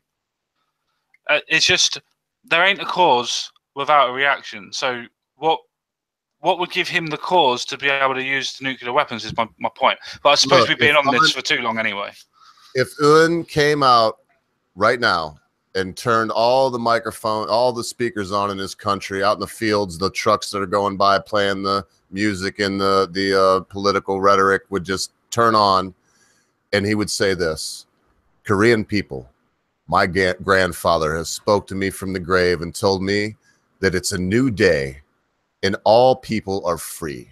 You're free to wear what you want, cut your hair as you want, climb the social ladder as you see fit. Be a beggar, a bum, a rich entrepreneur, anything you can achieve. We're going to reward competence and hard work, and we'll help those that can't seem to help themselves. If he did that, holy shit, man. I mean, North Korea, you know, let the people out. That ain't going to happen. I'm just saying, I'm living in a fantasy world. But the world would embrace him. No one would then want to take him over, I don't believe. And if somebody did, well, the rest of the world would say, now, wait a minute. Un has done something great here. And anyway, you guys see what I mean? That said, what happened to Gorbachev? Basically, the man who brings the change doesn't necessarily always get the benefit of it. Oh, Gorby, he did like his vodka, didn't he? No, that was Yeltsin. Oh, it was Yeltsin. I'm sorry. Yeah, Gorbachev was pretty much deposed by Yeltsin, wasn't he? Because the one who basically says this system isn't working and let's get rid of it. Yeltsin was just there to soften him up for Putin. Well, Yeltsin was the one who basically got the country into a huge amount of trouble and handed it over to the oligarchs. And Putin was pretty much the one who wrestled back control, which is why he is so popular in Russia. Which I find amazing that so many people in the West don't seem to understand that. Yeah, I've always liked Putin. That's why I couldn't imagine why they're attacking him. He's never been. They say, oh, Russia's our enemy. They've been our enemy for 200 years, and they'll always be our enemy. Not really. I mean, we would have to look at y'all as more of an enemy than Russia. That I know of. Have we? Now I'm showing my ignorance. I don't think the United States has ever fought a war with Russia in any way, shape, or form. We bought Alaska from them. Paid for it, unlike we did almost all the money. The Louisiana Purchase in Alaska is the only thing we got legitimately. Everything else we fucking bought with beads and war. Anyway, beads that are perfectly legitimate purchase. You know. Oh, I've rambled on about this before, Britisher, but up here in Michigan, what it was. Imagine this: if you're an Algonquin Indian in Michigan. Nothing, even though the iron ore is under your feet almost everywhere in this daggone state north of Saginaw, you'd never had to iron anything. Your arrow tip is stone. Your knife is made out of bone or stone. Everything is stone. Is the hardest thing that you know. I mean, your cooking utensils are made from bone, or your pots are carved out of stone. Your bowls are wood. You dig it? What could you imagine? What a tribe would give for 2 big copper pots, a couple of cast iron pots, and maybe a couple cast iron frying pans, and steel arrowhead, iron arrowheads. And that is what bought this land from the natives. The ore that they took from this land, they turned around and turned into iron. And man, you could trade, and you could trade a tribe dang near everything, stacks of hides, whatever you wanted, already tanned and ready to go, whatever you wanted for a couple of iron implements. Anyway, that's my long ramble. That's the way it is. But if he did the right thing, nobody would want to blow him up. The issue right now is that a madman is, I think it is, was it you, Britt, that said something about finger on the trigger? He's the kind of dude that, listen, when it's all developed, I think he might fire one. I don't know that he'll be so foolish as to fire it right on the United States. But if he hits, oh man, Japan, if he hits China, he's done. If it's Japan or North Korea, he would have no reason to go at China. If they hit, I don't know, but he's crazy, bro. You can't listen. Mentally disturbed people that have gotten themselves in this position. The people that he went to school with, where was it? In Switzerland? I believe so. But the kids he went to school with said he was an absolute loner, closeted. All he wanted to do was watch NBA and be by himself and look at pornography. And I'm not saying that those things are inherently bad. I'm just saying that this dude. Well, we also don't quite know how true that is, because of course that could also well be Western propaganda about him. Well, sure it is. Every one of the people said that. Just all of the schoolmates said the same thing. Even if it is true, even if it is true, doesn't that normally mean that most 14 to 15, 16-year-olds then, when they're not socially proper, are going to turn out like him? Because I remember quite a lot of people back in the day that were like that. They would just wanted to be on their own. They're not the head of the country, are they? But people still elevate themselves to be top of the country. I mean, you They're look not at the supreme dictator of the People's Republic of North Korea, or whatever they call themselves, the DPP, you look at David Cameron, the DP, like the double pennant, the DP. Yeah, that's fine. You look at David Cameron, then he fucked a pig's head. I'm Oh, sorry. we can talk about that too. You know what? I have some fun stuff to go on to before we get into David Cameron, and I think that's true that he may have had certain carnal relationships with the decapitated head of a swine. Yes, but we don't really know that, do we? No, we don't know that for a fact, but that was said by some lord or something. It was basically someone who had fallen out with the Conservatives, who had previously been a large donor. You know it's true, though, mate. You know it's true. Again, one has to kind of wonder to what extent that is true, or to what extent it is just, you know, vengeful. I did this on my own. I looked up 2 British stories and didn't tell you boys about it because then it wouldn't be a surprise. Have you ever heard of this paper, the Metro? Yeah, the Metro. Yeah. Well, this says people in that's Cheshire, right? Cheshire. Yeah. Cheshire. Okay. People in Cheshire say their tap water is coming out green. And you can see the water there. If you painted a glass of water, you'd probably make it kind of turquoise color. But would you want it to look that way if you actually poured it from your tap? Well, people in Cheshire claim that the water is coming out green and that they're finding it a wee bit weird. Lisa, this person, you can see her name right there, from Langley, I believe, posted a picture on Facebook showing her bath water with a minty colored tinge to it. She said water had been coming out this way for a week, and others commented below to say that they had the same thing. The Macclesfield Express. Yes, those people there that the Britisher just said reported. And it goes on. It says, I can confirm we have green water. As he said, since last Thursday, United Utilities have been and tested the water, but they've not heard back what the problem is, Emma Dalton said. Others live nearby Sutton and on the Moss said that what's on the Moss? I'm baffled by that too, but okay. Said that they had the same issue. Well, it's just like somebody assuming that I would know everything about Michigan culture, let alone the United States. You can't know every damn thing. They're talking about these people. I can only imagine there must be some kind of algae in the water supply, and therefore there's a slight green tint to it. To me, I'm looking at it, Britt. It doesn't look. I mean, I don't know. I've seen worse. It's not like Flint water. Yes, but Flint water, I think, is kind of unique in that regard, isn't it? That'll make you turn green, mate. Yes, yeah. I think the only water that perhaps can rival Flint water is more than actually Chernobyl water. Oh, that will make you glow green. Yes, glow green, make your pee green, neon green, and glow. But I can only imagine that they've got some kind of algae that is growing in a reservoir or something like that. And I mean that's why they chlorinate stuff, isn't it? So chances are they will, you know, the water company will need to sort it out. But I can't imagine it will be in any way toxic, because otherwise it wouldn't be happening. So, of course, if they're going to chlorinate the water, they should be able to chlorinate your chickens, right, man? We add fluoride to that water as well, by the way. Oh, yeah, that's good for you. You want to drink that fluoride water, buddy. That's good for you, man. Let me tell you. I only drink RO water, and I test it every time. The highest I'll drink is if it's like 4 parts per million. Because I honestly don't know of anything at 4 parts per million. You know, I used to do asbestos. So the friable asbestos has to be well over 4 parts per million, the particulate matter, before you even worry about it. I mean, with me, I've realized that if I ever try to make bread and I try to make it with tap water, it doesn't rise properly. You're right. And so I think it is the chlorine. I think it is the chlorine in the water that kind of doesn't get on so well with the yeast. What, do you go to distilled water? So yeah, I just basically use still water out of a bottle, and then it rises much better. It's much superior. And they haven't said anything about smells or things. So you know, it's funny, Britt. I'm not going to dwell on this too much, but I know you make chutney. You've sent me some chutney, made it was second to none. And that said, I've only had yours. but I'll have others. It was very good. It was an excellent condiment put up against other things that I've had similar to it. The only thing I can think of is like mango salsa or some good, sweet, spicy salsa. But you bake bread too, eh? Oh yes, I can do the odd loaf. Yes.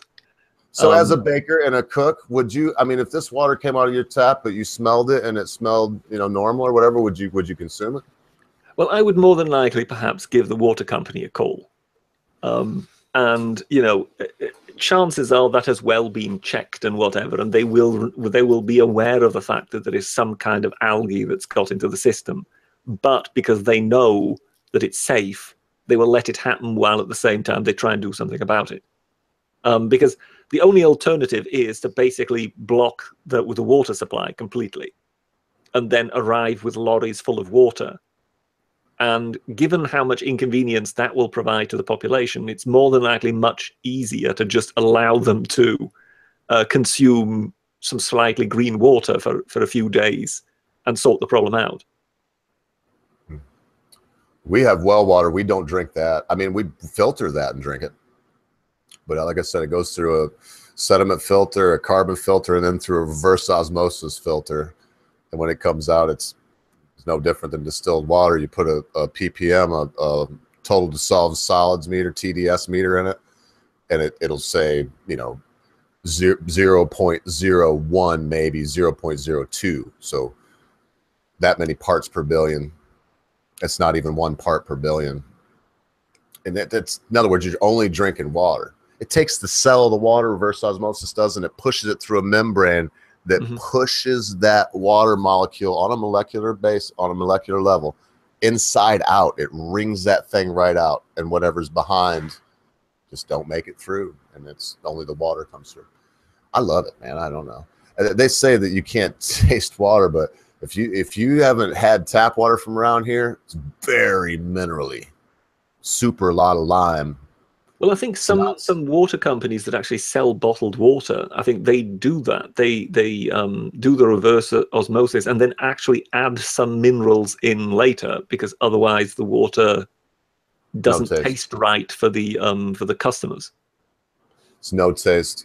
When I wore a respirator at times for a living, that's one thing that it's hard to get used to. And they tell you that when you put it on, a real respirator, like a PAPR, a powered air purifying respirator. It's got negative pressure, so the air is blowing out. You can't breathe fast enough to take up what's being pumped into you. There is no smell. The way they test it, like it couldn't work in an environment like that, like this, because it wouldn't seal. They test it by taking I can't remember the name of the oil, but it smells like bananas, and if you could smell it all. But when it's working properly, you don't smell anything. And I'm going to tell you what, that's the hardest smell to get used to you'll ever find. Nothing. The smell of nothing. Strange. The taste of nothing is also strange. I'll give it to you.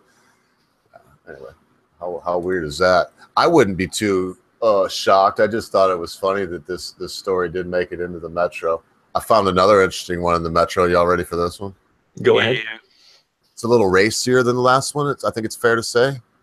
But it's not me. I mean, this is news. This is from a newspaper. And Shall I cover my eyes?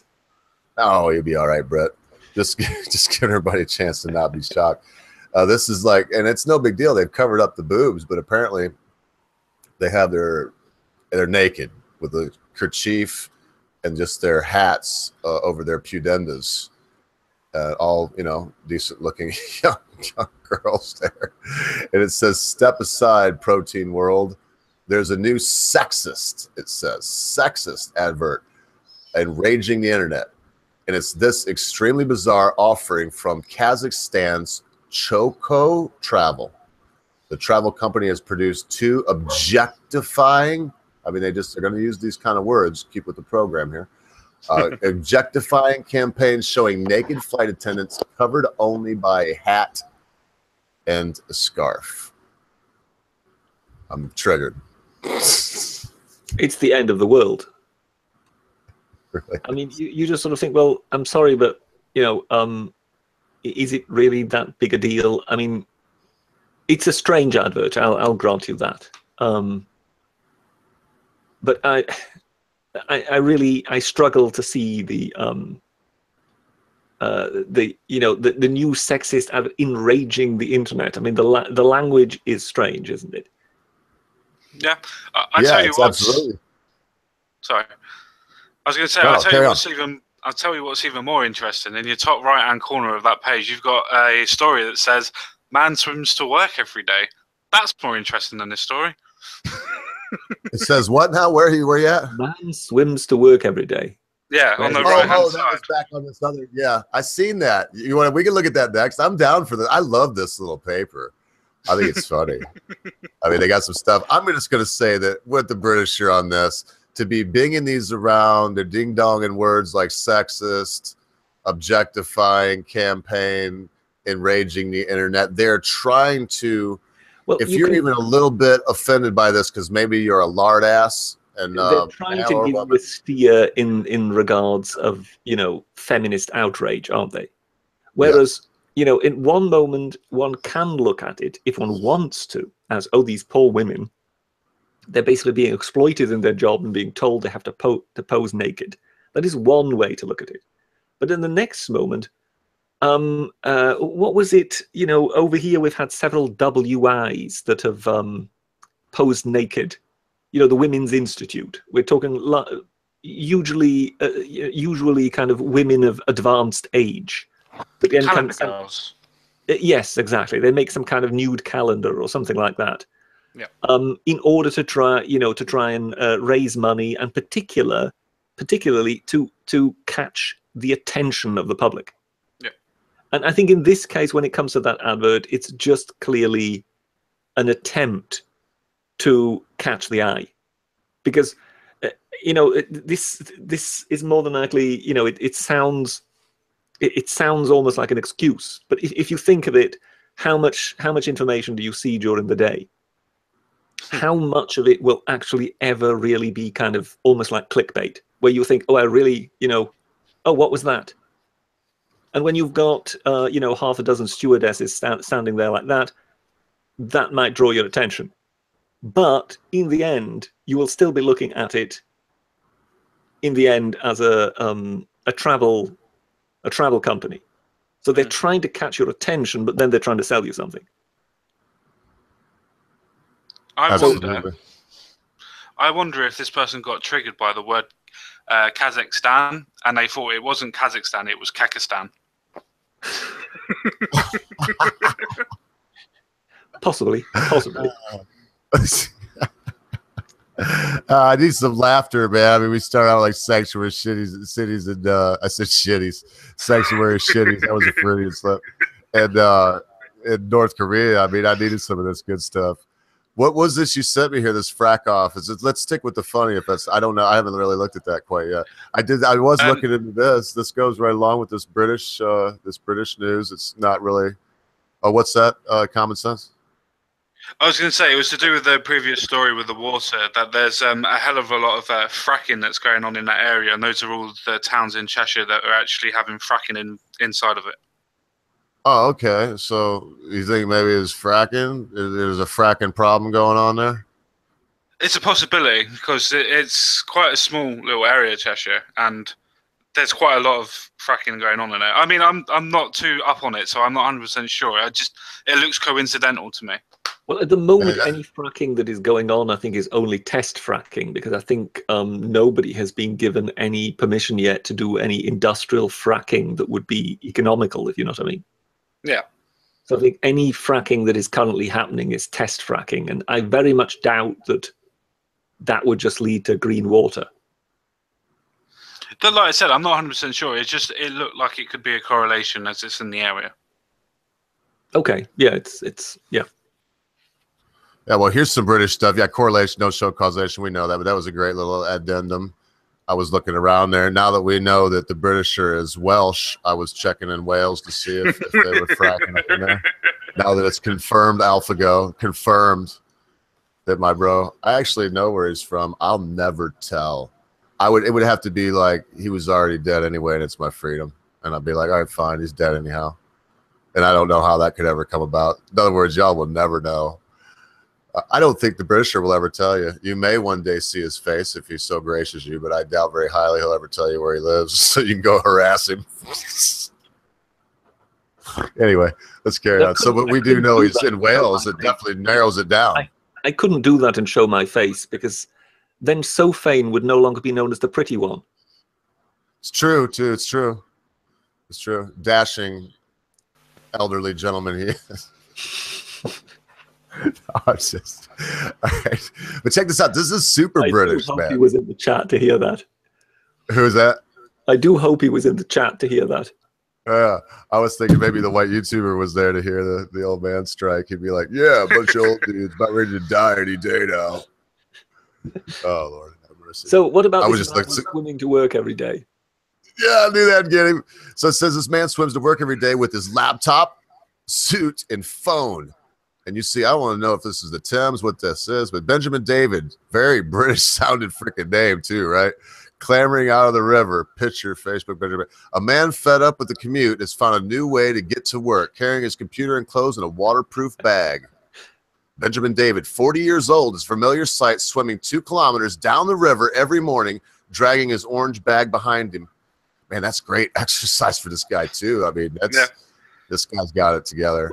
Well, he manages. That's one thing, but does he swim back again? Because that would then be against the stream. Says he manages to totally avoid being mashed up against bus or train passengers stuck in traffic or cycling and long lorry fumes. Yeah, sorry. Admit it. You're a bit tempted. Man, this is even a little bit of this with it. A little bit of. Well, yes, but that's a good story in July. But will it still be a good story in January? Well, you might have to find out a way. But I tell you what, does the river? I want to know what river this is. If it doesn't freeze, mate, a wetsuit and once you get swimming, man. There's an old man that's something. I think he's now 85. He swam the perimeter of Lake Superior. Germany, actually. Pardon me? Is this Germany? Oh, it is too. Munich, Germany. So I'm saying it's such an English name. Germany. Yeah, so it appears to be, it seems to be reported in the Metro because it's an interesting story, but it appears to be in Germany. Well, I thought who else would do it other than some British, you bloke right here. Yeah, we do tend to be the eccentrics in that regard. So we've been beaten to it by the Germans, which is most disappointing. Very disappointing for me, especially since I said it was English. So it doesn't say the river. Oh, the river was river Izar, flowing right past his apartment, and what's that? There you go. That what the Britishers said.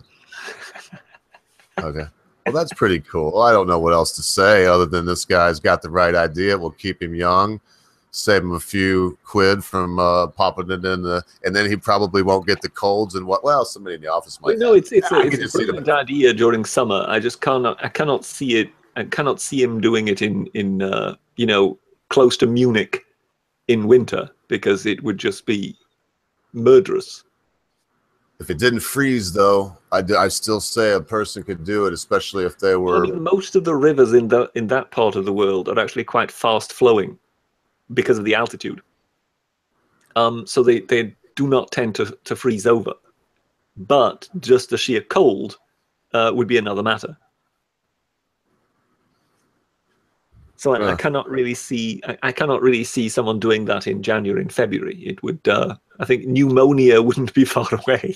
Or he would die of the cold shock. He'll die straight away from the cold shock. Well, maybe, but that's a wives' tale that the cold will hurt you. I mean, look at the Scandinavians in the Lapland that go into the river when it's winter, and they're in the river and then go into the sauna, drinking their low alcohol Lappendaws beer. I mean, they live to be 2,000 years old. They're all 6'10". Close. Weigh 100. They all weigh 195 pounds or 6'10" and look like they just chiseled them out of something. Well, until they get to be about 50, right? And then it all. I think you've got this image that basically every male in Scandinavia is built like Dolph Lundgren. Yeah, they're all Dolph Lundgren. They're all Conan the Barbarian to me. Every one of them. They're all 4.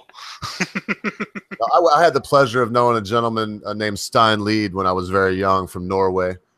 He had a good friend that used to take pictures. Like he would go free climbing, and then his buddy with a helicopter would come by and take pictures of this guy. Well, guess what? One day he lost his grip, and he died. But that's the kind of guy Stein was. He would take the tobacco out of the pouch. And when I met him, I was like 13. I was in awe by this dude, man. he would take the tobacco out of the pot, one hand. He would flip the paper out, get the tobacco out, and like he could be driving the van with his boys, roll that sucker up. I'm not gonna say it was the prettiest looking cigarette, but he'd do all that one-handed, and he smoked cigarettes, those things that smell like the ass of a buffalo burning. And he's left and right, but none of us could outswim him, outrun him. He was an amazing soccer player, and he had to be at the time 45, 40-ish. Anyway, there's my Scandinavian story. So I grew up with a healthy respect for the people from that country and learned a lot about their culture. From the Fonz. He was our Fonz, yes, for sure. Yeah, he was our hero. That's the end of my knowledge of American culture, I'm afraid. That's not a very good. That's not good. We have to talk more, man. That's not exactly stopping at at Sir Dodd or anything. We were talking about it Sunday, man. It was like a little shit post session, and he jumped the shark. It was Fonzie that jumped the shark. Yes, that's where that term literally the one who jumped the shark. Yes. Yeah. So anyway, what were we talking about? People swimming to work, man. Imagine that. This is not great. We got like maybe 20 more minutes, boys, and I got to go back to cutting up veggies and putting them in jars. I did get this the recipe that this one that I showed you. This is good, bro. You live a very interesting life, don't you? So no, here you are in your Rosie the Riveter hat with with your jars of vegetables. That's sexist, homeboy. You could call me Mr. Mom. Oh, I think it was the Mad Dodge Production. I said, "What are you?" I just looked too instinctively to see if he was in the chat. I was like, "What are you, Mr. Mom?" As you know, Brett, when he's on, I love the guy. God save him. But when he's on, it's like all you hear is, "Hey, get out of my way, Tom!" I mean, it's like a cacophony of what sounds like ranging from just born to 6-ish. And oh, Lord, have mercy on that man's soul. That's odd to me. Women are made to deal with that kind of thing. Call it sexist. There are a few men that are. Obviously, Mad Dodge is one of them. Not me. I mean, I don't. Law and order with children until they're a certain age when they can pull a plow. Go on the land, work. Well, we did the heavy duty, right? We cracked some jokes now, Brett. Plow. It was pull a plow, yes. Pull a plow, yeah, I said pull. You got to work them youngins. You got to work it out of them. It's like a dog, you know. Mrs. Ogre just came in from, we got the, we've talked about it before. We've got these balls that go into a flinger. It's like an extension arm, man. It's like the days of old when they had the, anyway. And I can just flick my wrist and throw that sucker at least 30 yards. If I really hurl it, man, I can get that baby at least 50 yards. And I'm trying to give it a reasonable estimate. I don't want to exaggerate. When the wind's blowing right, man, I throw it all the way down an acre. And I think that's close to 100 yards. Anyway, and that's how I keep my dog good. Everybody's like, you got a Doberman Pinscher and it acts pretty good. Well, the Britishers notice sometimes she'll pester and pester and pester, but that's because I haven't ran the spunk out of her yet that day. But I'll take her out 2 or 3 times, Miss Silver, take her out 2 or 3 times and just throw that ball as hard as you can out the back as long as we can. You got to do the same thing with children's. You work the shit out of them. You work the pertinence out of them. That's what we need to do. I actually agree with you on that, my friend, because if you look at the past. Sounds like it sounds like one of these sort of life instructions by Cato the Elder. If anybody knows who Cato the Elder is, God forgive me. Yes. I think I did, Brett. I did send something out. If Ranker's listening, check your dealio. Oh, he said just needs it. He's coming. He's coming. Yeah, a great feller. I dig this. I tell you, I don't know. I'm going to give him like another week because I don't want to pester him. Maybe that's somebody we could talk about later for one of the folk coming up, man. We might be able to have Jeremy on. Stone it out there for one of these. He's usually interesting. He gets off the leash a little bit sometimes, but he's always got something good to say. Yeah, and he's French. And he's French, which must come as a complete shock to the common sense guy in just as much as it was to me when I first encountered a Frenchman online. Yes, I mean, how dare you involve us all These together? things How are dare sent to you? try us. Exactly. I'm still trying to figure out if that was Every time when Jeremy is on, I try somehow to work some obscure reference to Agincourt into the conversation. Yeah. Agincourt. Sounds Is that good. that comedian? No. Agincourt is a medieval battle in which the French came off worse. Okay, you can point to a lot of those though, not just medieval. A lot of recent ones where they, something went down between you. Hey, first ranker, something went down between y'all and France and. Well, yes, in I'm that sure particular France battle, had their victories here in and there, that but particular usually battle, we should have really been annihilated. But the English archers took out the French knights, and that's how victory came about. But it is a famous, it is a very famous victory. he's the coolest French guy I've ever met. That is a fact, though, about Jeremy. He's because most French people I know are not. I don't know, man. It's he's very laid back. And it's the language, I think, because it don't matter if they're Cajuns or Canadians or French. They're all the same. Anyway, yes, I see we've got the first ranker here, who, as we have just been told earlier, is obviously the spitting image of Dolph Lundgren in Private Life. Oh, he is. Look at his thing. What are you, 6'5"? I am 195 pounds. 15-inch biceps. Yeah, I can lift smaller cars with my teeth. 48-inch waist, or excuse me, 48-inch chest, like 30-inch waist. I'm sure of it, man. Bench press like 500 pounds, easy for workout. That's normal up there, man. Those Finnies, those Landers and whatnot, all them people. It's only the rest of us Europeans that let the side down.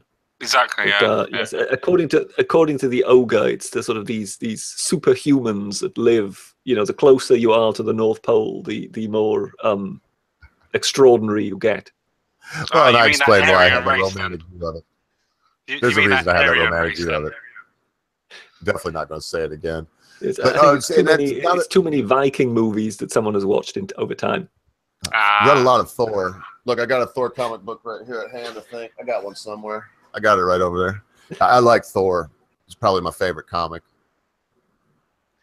Anyway, I already talked about that too. I don't want to keep pounding. I read comic books. I'm in good company. I mean, Razor's kind of like comic book. I play video games and whatnot. I think it's good to have a release. It's just terrible when people try to wrap things together and make them real. Yeah. So what's up, first ranker? What do you want to say? Oh, I'm fine, thank you. I'm gonna. You had plenty of time to get something together, man. Nobody put you on the spot. Even you had lots of time. You got something. What's going on in your icy neck of the woods? Oh, nothing really. I just wonder if you hear me properly. Yes, we definitely hear you. Yes, no problem. All right, good. For some reason, the Hangouts say I don't pick. The Hangouts doesn't pick up any noise from my end, but it's good to hear that I'm heard. Well, nothing has happened. I've been building scaffolding all day. You mean like to hang somebody? No. I'm going to paint the house. Oh, okay. No, it's scaffolding as opposed to a scaffold. Okay, all right.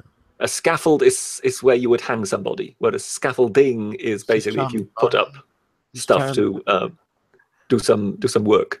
It's cracking, John. So I'm assuming it's more than likely just scaffolding. He says it's that he can paint the house, but in reality it's more than likely just so he can get a better view of the dragon boats sailing out, which are going to raid the northeastern shore of England again. Ha ha ha! That'd be a holy terror for you lot, though, wouldn't it? Yeah. Well, yes, if an entire dragon boat full of Dolph Lundgrens arrived, yes, I think anyone would be worried. But is it a fantasy that they were really like brave and stuff, the Vikings, or is it true that they just went in and like skewered some monks and stuff, stabbed up the local vicar, and then took all the stuff and left? Well, they didn't engage in a lot of battles, did they?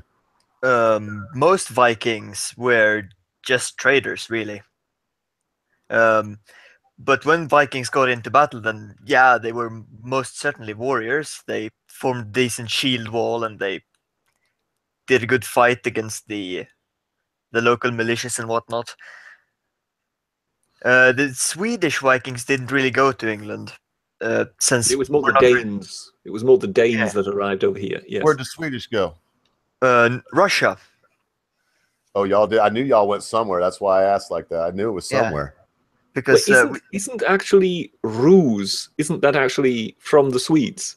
yes, So basically, Russia derived its name from the Swedes. yes. Damn, that's how you know you kick somebody's ass bad when they name their country after you. Oh, I had no idea either. I had no idea that Russia was a Swedish root. I would never guess. That makes sense, though. That's in my travels in life, I've met some people from Russia that were very Oriental looking. They were from Siberia in both cases. And I mean, they look like an Inuit. They look no different than somebody that would come from Alaska or above the Arctic Circle in the, somewhere in Canada. But anyway, Russia's a huge place with a lot of different people. And I know I was just teased about the Dolphin. I was trying to be funny because I don't remember what I was saying. I was being I named 2 streams in a row. Alt-right was in the name, Brett. So I went back today and took one out because I crack a lot of jokes, man. And I try to appear serious, but I don't want to give it all away. Well, when All it I can comes to say is the don't when take it comes everything to the seriously. Rus and the Vikings and whatever, the Russians, of course, had very handy, big, long rivers, which the Vikings could traverse. Could basically sail up with their longboats, and they seem to have had quite extensive trading networks. So that I mean, the first ranker will more than likely know more about this than I do. Apparently, at some point, the Vikings became quite famous for the quality of their swords, and it's actually believed that it's believed that it was actually Syrian steel, so Damascene steel that have somehow found its way through those trading routes to Scandinavia, and then from that Damascene steel they fashioned their swords. So therefore, they had superlative weaponry compared to any of the opposition they came up against. The Ulfberth swords, as they're called, there were some specimens of those found, found and fully looked at, and what they noticed that the steel was so good that it even compares to modern cavalry sabers of our time or of the last century. So yeah, I mean, given that we're talking about that in Viking times and pre-industrial times, that does kind of tell you something. But I saw a documentary once in which they kind of said it is believed that the steel must have originated from Damascus. So basically, Damascene Syrian steel must have somehow found its way through trading routes to Scandinavia, and then from those ingots of steel, they then fashioned their swords. That is also very true. There are some, maybe not well documented, but there are some proof of Vikings being in the Middle East. And one item of, I'm going to call it evidence because my source is a bit iffy, but I want to remember seeing like a text describing the Norse people when they're in the Middle East, saying these big blonde hairy men with big beards came from the north, and they couldn't, and they spoke some incomprehensible language. Well, I mean, they would be incomprehensible if they're using words like Ulfberth or whatever it was. Yeah, Ulfberth. Ancient Norse. Yeah, you could imagine a kind of Dolph Lundgren type character standing out a bit like a sore thumb if he's walking around in downtown Damascus in the Middle Ages. Particularly, of course, if he's got horns on his helmet. Oh, you triggered me. You don't trigger me now. you know, the horned helmets. I'm 100% sure you know this. That was more of a ploy, a marketing ploy to sell Viking helmets as props. Well, Because you see, otherwise, I remember the cartoon Vicky, and they all had horns on their helmets, so it must be true. So it must be true. Oh, I have heard otherwise also, that they probably did not have horns on the helmets for a lot of different reasons. Yeah, yeah. I could imagine perhaps for ceremonial purposes, a priest could have a very ornate helmet with horns on them, but I can't imagine someone choosing to go to battle with a horned helmet. Do you follow any? I mean, I guess this is a weird question, but does anybody in Scandinavia still follow any of the old customs, short of like throwing people bound into the fire to read the signs or whatever? You know, does anybody ever follow any? Does anybody follow any of the Norse traditions anymore? A lot of the Christian traditions are just reskinned traditions of old. So our midsummer tradition is essentially a big fertility rite. Only Like we the maypole? Yeah, only we have a big phallic symbol, but we ditch all the orgies. Sorry, Britt. Well, I mean, when it comes to Christmas, I mean, Yuletide. Yule is from Scandinavia. Yeah, we say Yule. Do you do the Krampus thing up there? Do they have Krampus? No, we don't have Krampus. We have a Christmas goat. Oh, Christmas goat. Huh. Or a Yule goat. A Yule goat. Oh, well. I guess the Krampus and stuff is more Germany. They have like Father Christmas come behind, the Krampus come in and terrorize the kids, and yeah. Oh, basically, that there is like a menacing assistant to Santa Claus. Oh, is yeah. that what you mean with Krampus? In some cases, they'll have a few of them, but in the little towns that I've watched a bunch of them. It's pretty cool when you think about it. They have the Krampus come on in. On the continent, in many places, Santa Claus tends to be a considerably more interesting character. He's sort of multi-layered. He isn't just the nice chap with rosy cheeks that arise and distributes presents. There is considerably more sort of steel to him, and to use that word that is so fashionable these days, he's a bit more of a patriarch. And he, in many cases, is kind of depicted with an assistant, so that he isn't carrying the big bag of presents. It's actually the assistant that carries the big bag of presents. And whereas Santa Claus is in one of these kind of, big robes with a hood, the hood tends to be down, whereas the assistant is more often than not depicted with the hood up. And that, of course, obscures his face, which makes him even more menacing.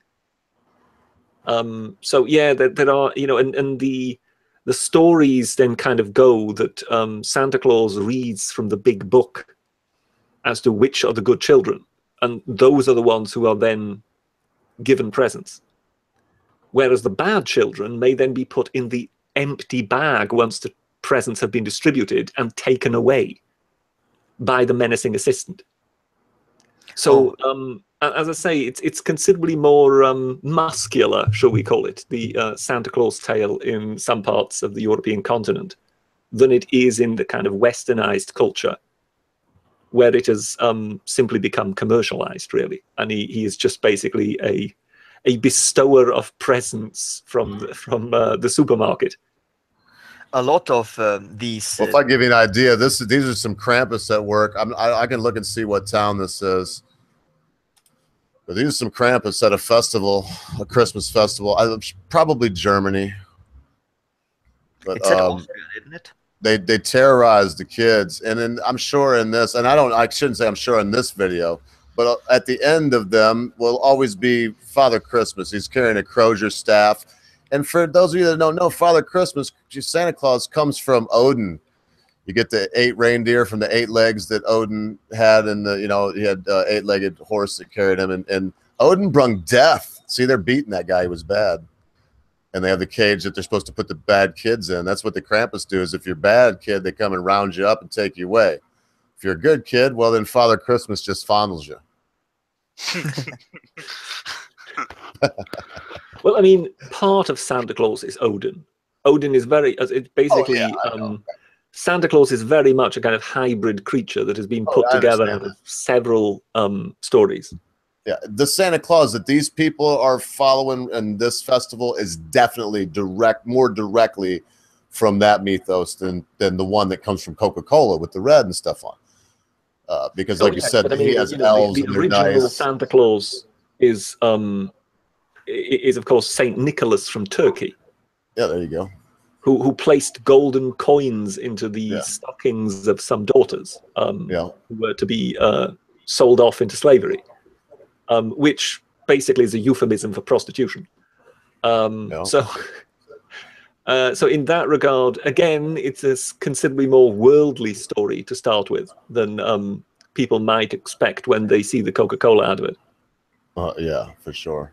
Our Santa Claus is very gray. He's very gray, and usually he's almost like a fae. He's often quite short depicted. He's more of a. It depends from household to household, and place in Sweden to place in Sweden. But if you're talking about a tomte or a gnome, as the Santa Claus is, he's more of a helper in the house, and during Yule times, he's sort of extra helpful. And as a token of our appreciation, you give him a bit of porridge and maybe a glass of milk or something. And I've heard some stories, not real stories, of course, but some folk tales about a local Santa who killed a farm's horse because there was no cinnamon on the porridge. Go Saint Nicholas. Every time one of these people loses, Britt, whether it's Hillary Clinton here's another final question just to ask about the Santa, and that is, for how long will it be permitted for Santa to be entirely male? How long until that is being challenged? Because so far I've never heard anybody challenge the entire Santa mythology and demand that it be a woman or someone transsexual. But somehow one cannot help but feel that it's more than likely only a matter of time. Isn't there a Mother Christmas as well? Oh, well, yes, there's a sort of Mrs. Santa, isn't there? But, I think we all know that that's more of a sidekick. When it actually comes to the beloved creature that is handing out presents to children, I've got the feeling that will sooner or later be challenged as a patriarchal stereotype, and one will demand that there will be depictions of Santa Claus as a woman. Yeah. Well, why not the transsexual? Mrs. Claus is there, and in our mythos, the part that comes to the United States, I believe in England too. I mean, there is Mrs. Claus is there. She's an integral part. She takes care of Mr. Claus, and does the wifey thing, whatnot, and so he can bring the presents. It promotes gender stereotypes. Oh, my mom was and is a strange bird. And she never, I wouldn't say this is altogether strange, but it's because that's how I was raised. I never believed in Santa Claus. My mom would say, now my grandma, man, God rest her soul, she was mad, because you're supposed to make the kid have the fancy. But I remember some of my first memories of Christmas when my mom sitting down with me saying, no, honey, Meemaw really wants you to believe in Santa, but he's just manufactured. There's no such thing as Santa Claus. Your dad's going to put that bite together tonight, and, all the presents come from Meemaw and from me and Dad and from Pap, and that's it. I don't know how I feel about Santa, man, whatever. It's great to know all the stories, the gold and the stockings and save the girls from being, all of it. I mean, and I do know a lot of the mythoses. it's also good to know that the Christmas celebration on the 25th, that is very Scandinavian. They used to, the idea of a Yule log comes from, they would wrap up some of their slaves and bind them up and toss them into the fire. And as they writhed and died, they would read the signs of the next harvest and they're dying. Isn't that pleasant? Speaking of Old Norse, every year during Yule, we had a thing called Midwinter Blut. And essentially what they did is that every year, they took everything on the farm that was masculine and they killed it.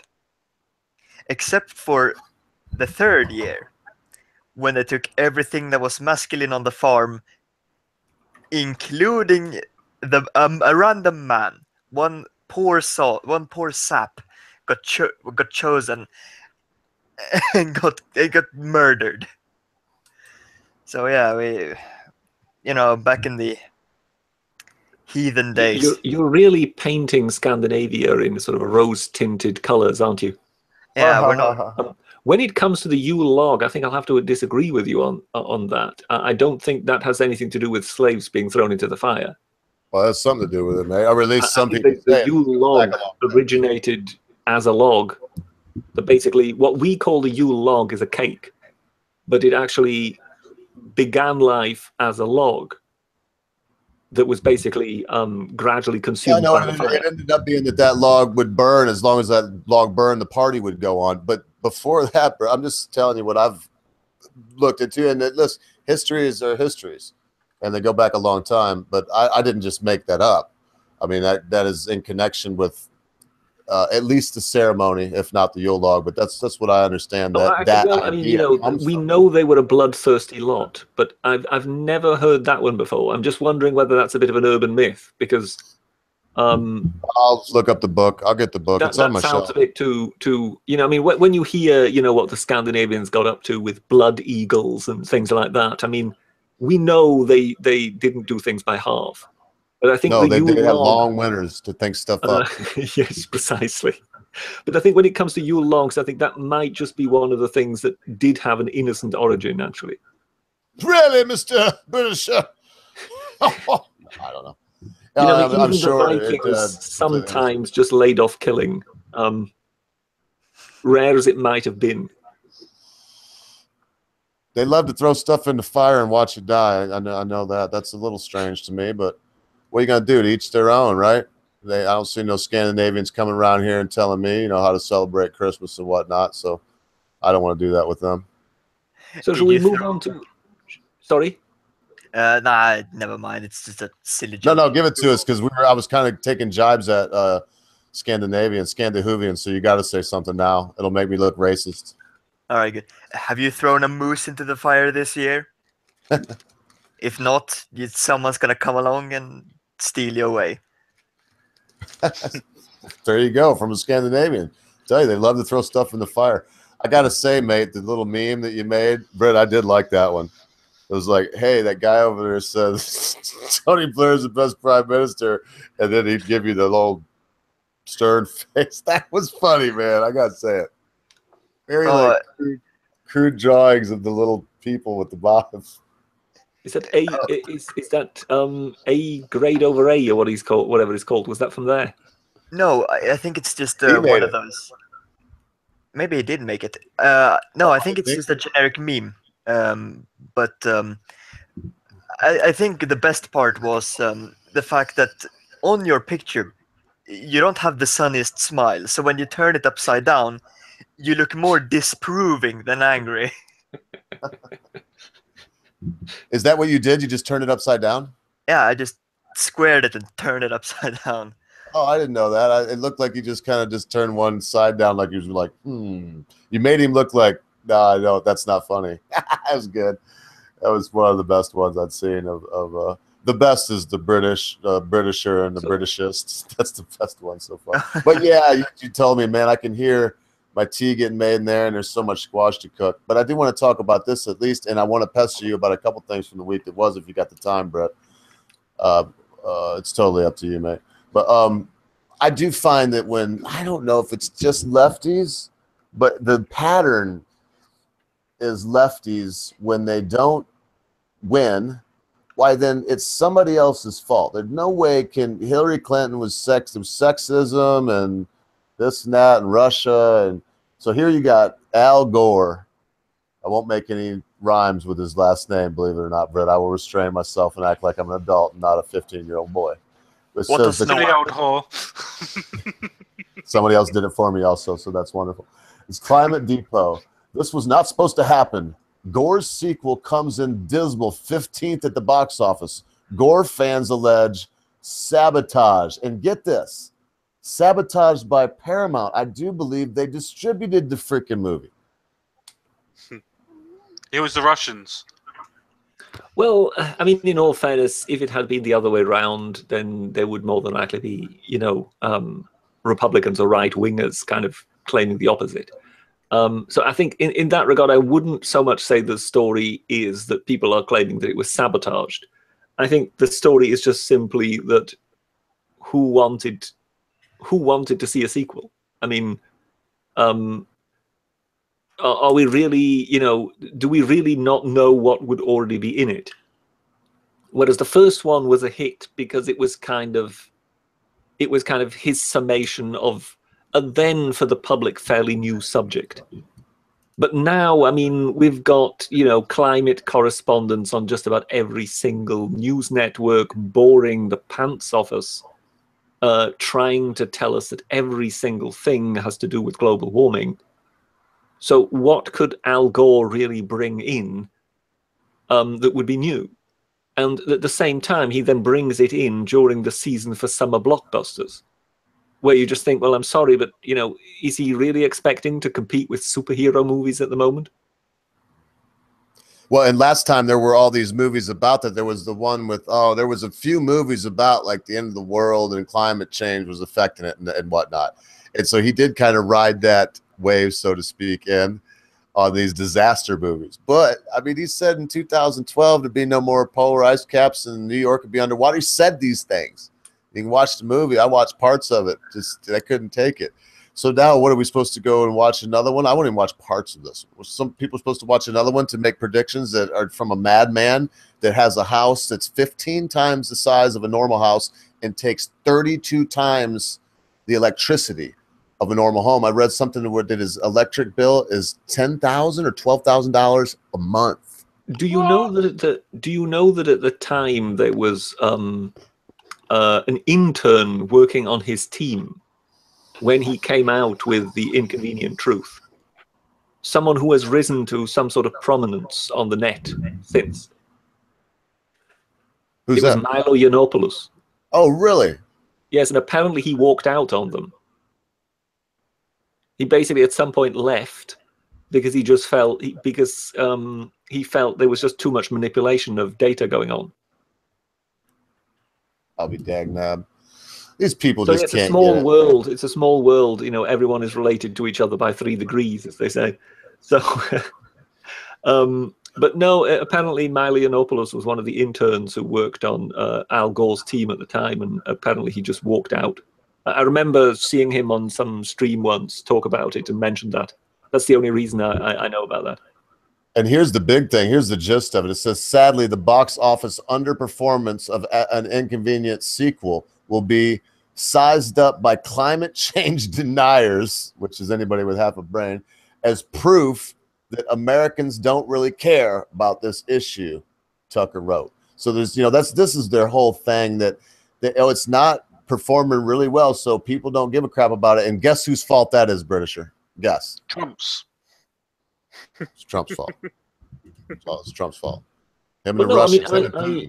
Personally, I think I think all these matters are completely unrelated. I think the fact that nobody goes to watch Al Gore's film doesn't necessarily mean that people don't believe in climate change. It just means that they don't believe they're going to be told anything they don't already know.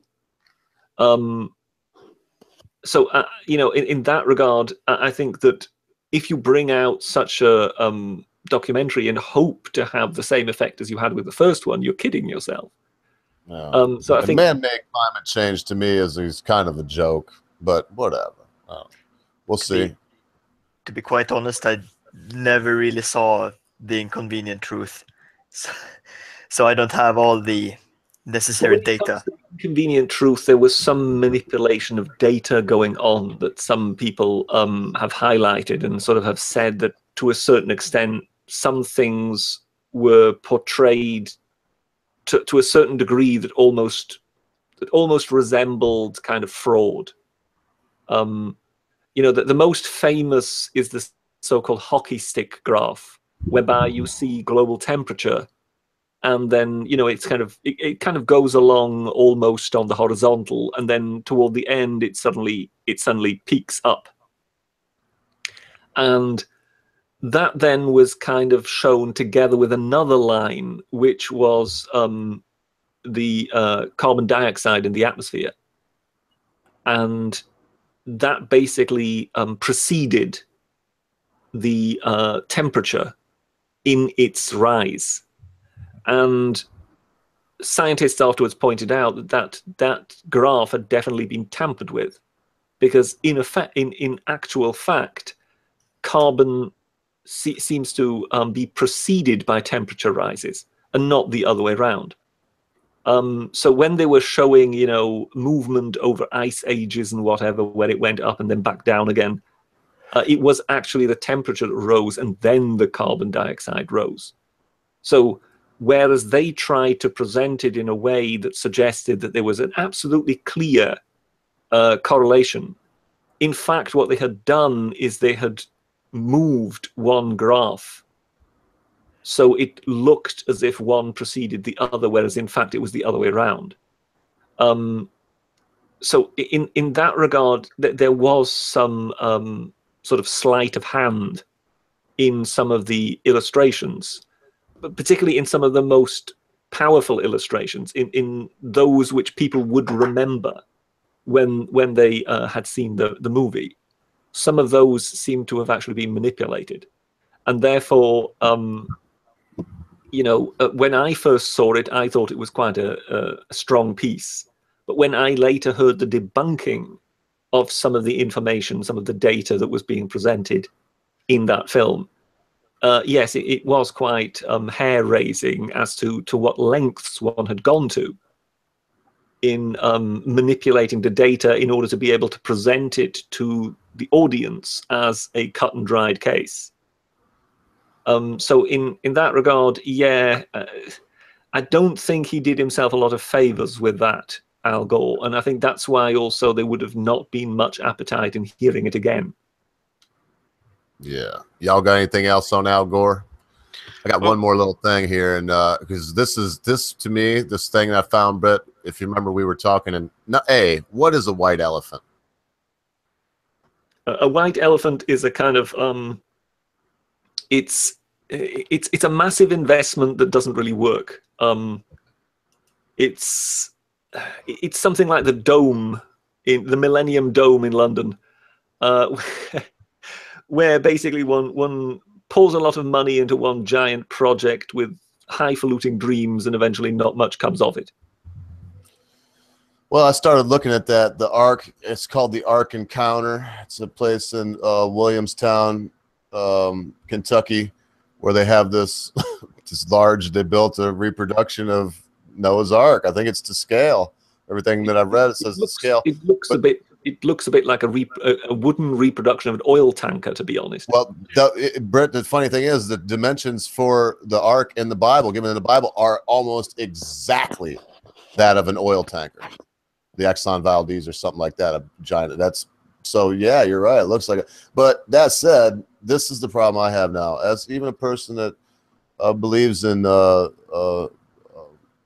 Judeo-Christian idea of God, this sale of Ark land, no more taxes. Now I put a question mark, and I'm looking into it. But these people are at this time, whether it's a white elephant, they make no money, or they make millions of dollars, or whatever they make or don't make, is no interest to me. But they have this giant thing out there. It takes up a lot of space. It's a tourist attraction. They have a giant parking lot that's about a quarter mile from here. I looked at the tickets too.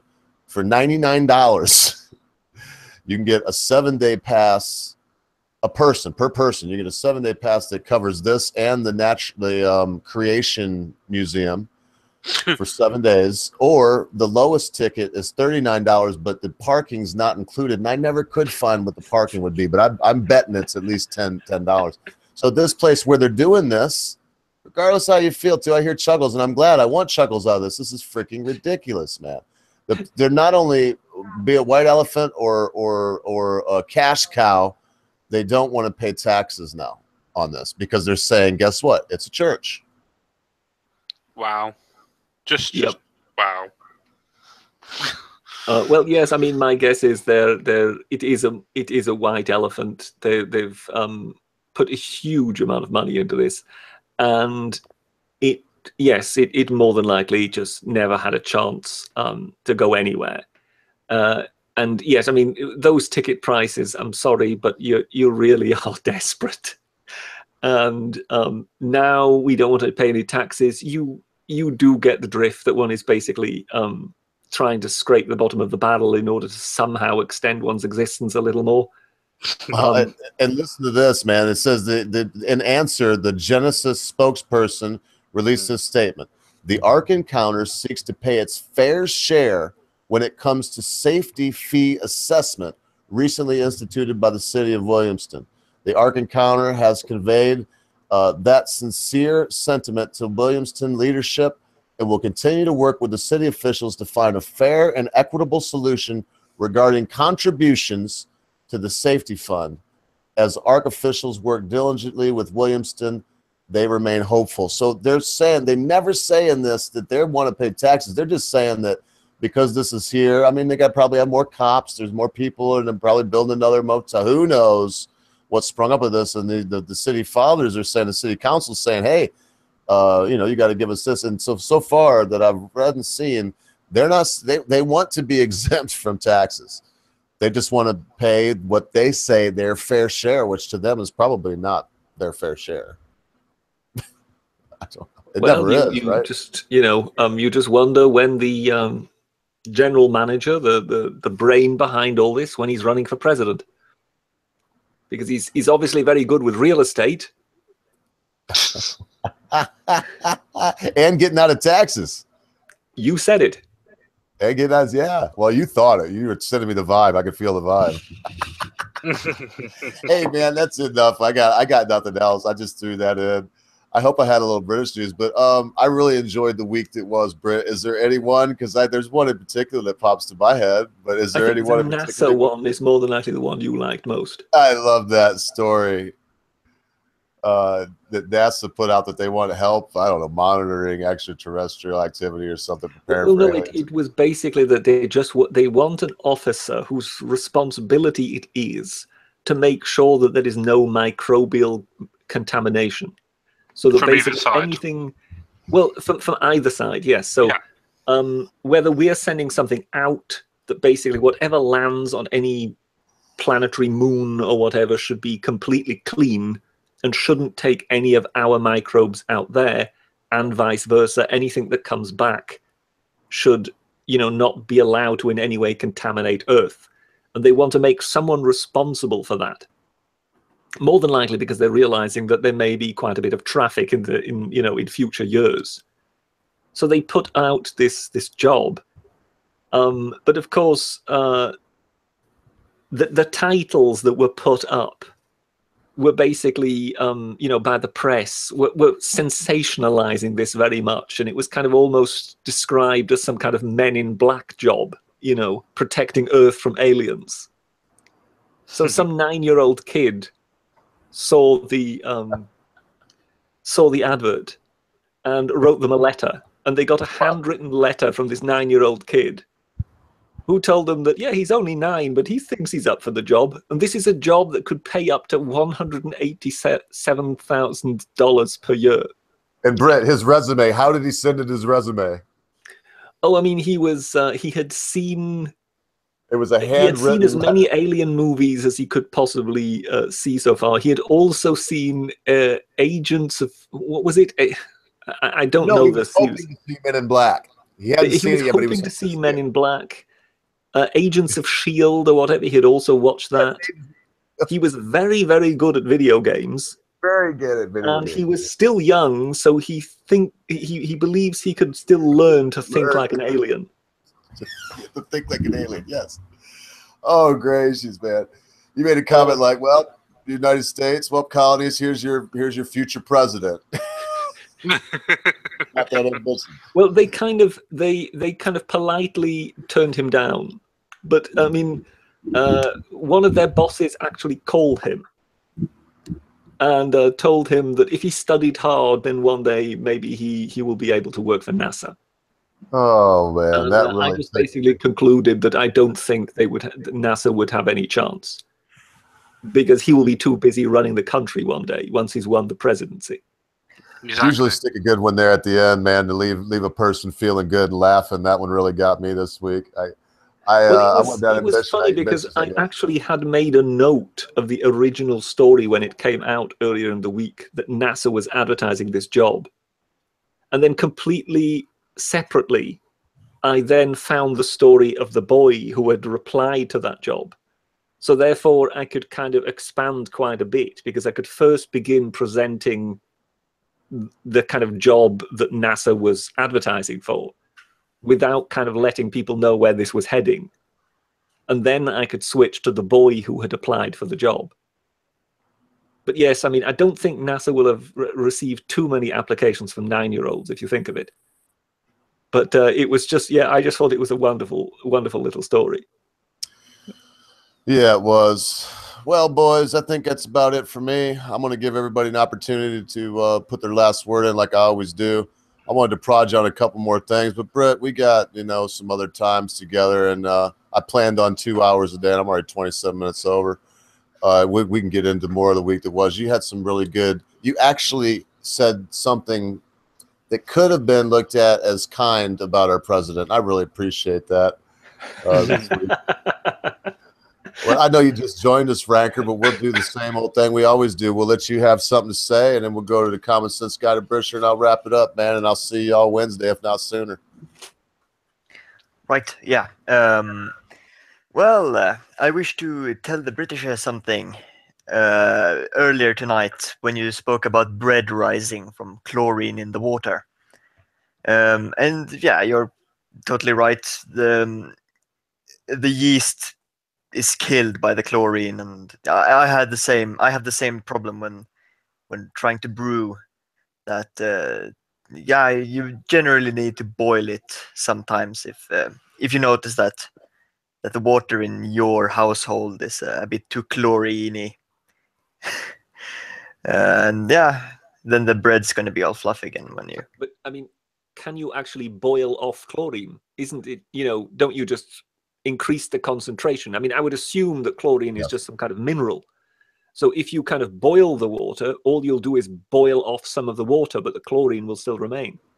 I don't know. I'm not very good at. I'm not very good. You have to filter out the chlorine. That is just a stone Yeah. fact. You can't get rid of it from boiling it. It would only concentrate. Yeah, maybe But you're anyway, right. But it could have been maybe something else in her. Thanks for confirming it anyway. So yes, it does seem to be the enemy of yeast. I'll leave over the word after that very embarrassing turn of events. I'll leave the word over to. That was well spoken. That was cool. I mean, it affects stuff. I'll turn over the word to the Common Sense Guy. All right, then. Thank you very much, first Ranker. I'm just going to go back to North Korea for a couple of minutes. When it comes to things like this, I would always like to try and get into other people's heads to try and find out why they're doing what they're doing. It's like what you normally taught at school. There's always a reason, there's always a rhyme. Or is there a rhyme or a reason? Either way. So my point is that for every action, there is a reaction. What is the reason why he's doing that? And once we work out that reason, we have to take that away. Because at the end of the day, North Korea is a very bad place in general. If any time that the Americans actually need to go and invade somewhere, this is the time and that's the place, and it should have been done years and years ago. And now we've got to deal with the fallout, and possible nuclear fallout with that as well, if he ever gets anything to work properly. All I'm going to say on this last little bit, my last little point is, things happen for a reason, and you have to look at the past, and you have to try and learn from it. I'm going to pass that over now to the Britisher now. Well, I think I'll kind of make another reference to the week that was, and what happened in one place. One thing I touched upon was the story regarding J.K. Rowling and her apparent inability to apologize regarding what she said about Donald Trump, because I think she had basically only seen part of a clip where Trump was shaking hands with some people who had visited the White House, and there was some little boy in a wheelchair who seemed to be kind of reaching out to him on first impression, as though he wanted to shake his hand as he was shaking everybody else's hand. And the president seemed to sort of shun him, seemed to ignore him, which set J.K. Rowling off on a rant on Twitter, how Trump only liked winners, only liked the able-bodied, only liked, and therefore didn't want to shake this little boy's hand, and it was a disgrace, and so on. And as we know, she was completely biased. She hates Donald Trump, and therefore the first opportunity to find any sort of fault with him, she seized upon. Of course, it then later emerged that if you saw the full clip, that when Trump originally came into the room, he actually granted this little boy quite a lot of attention. The boy was in fact the first person Donald Trump shook hands with when he entered the room. Later, when he was moving by, shaking other people's hands, the boy was actually trying to sort of show him his FBI plaque, because he had some like kind of little toy FBI badge on him. So he wasn't even trying to shake Donald Trump's hand.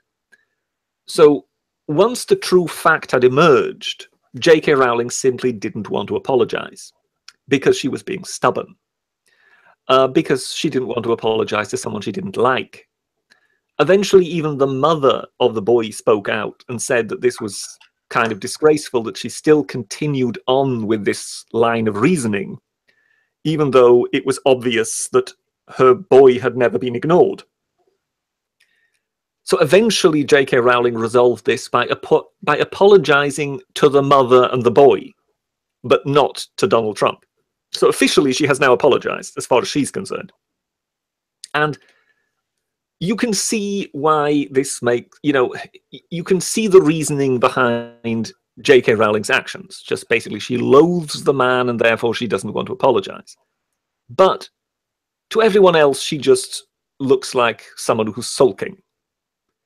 She looks a bit like a child that just doesn't want to apologize.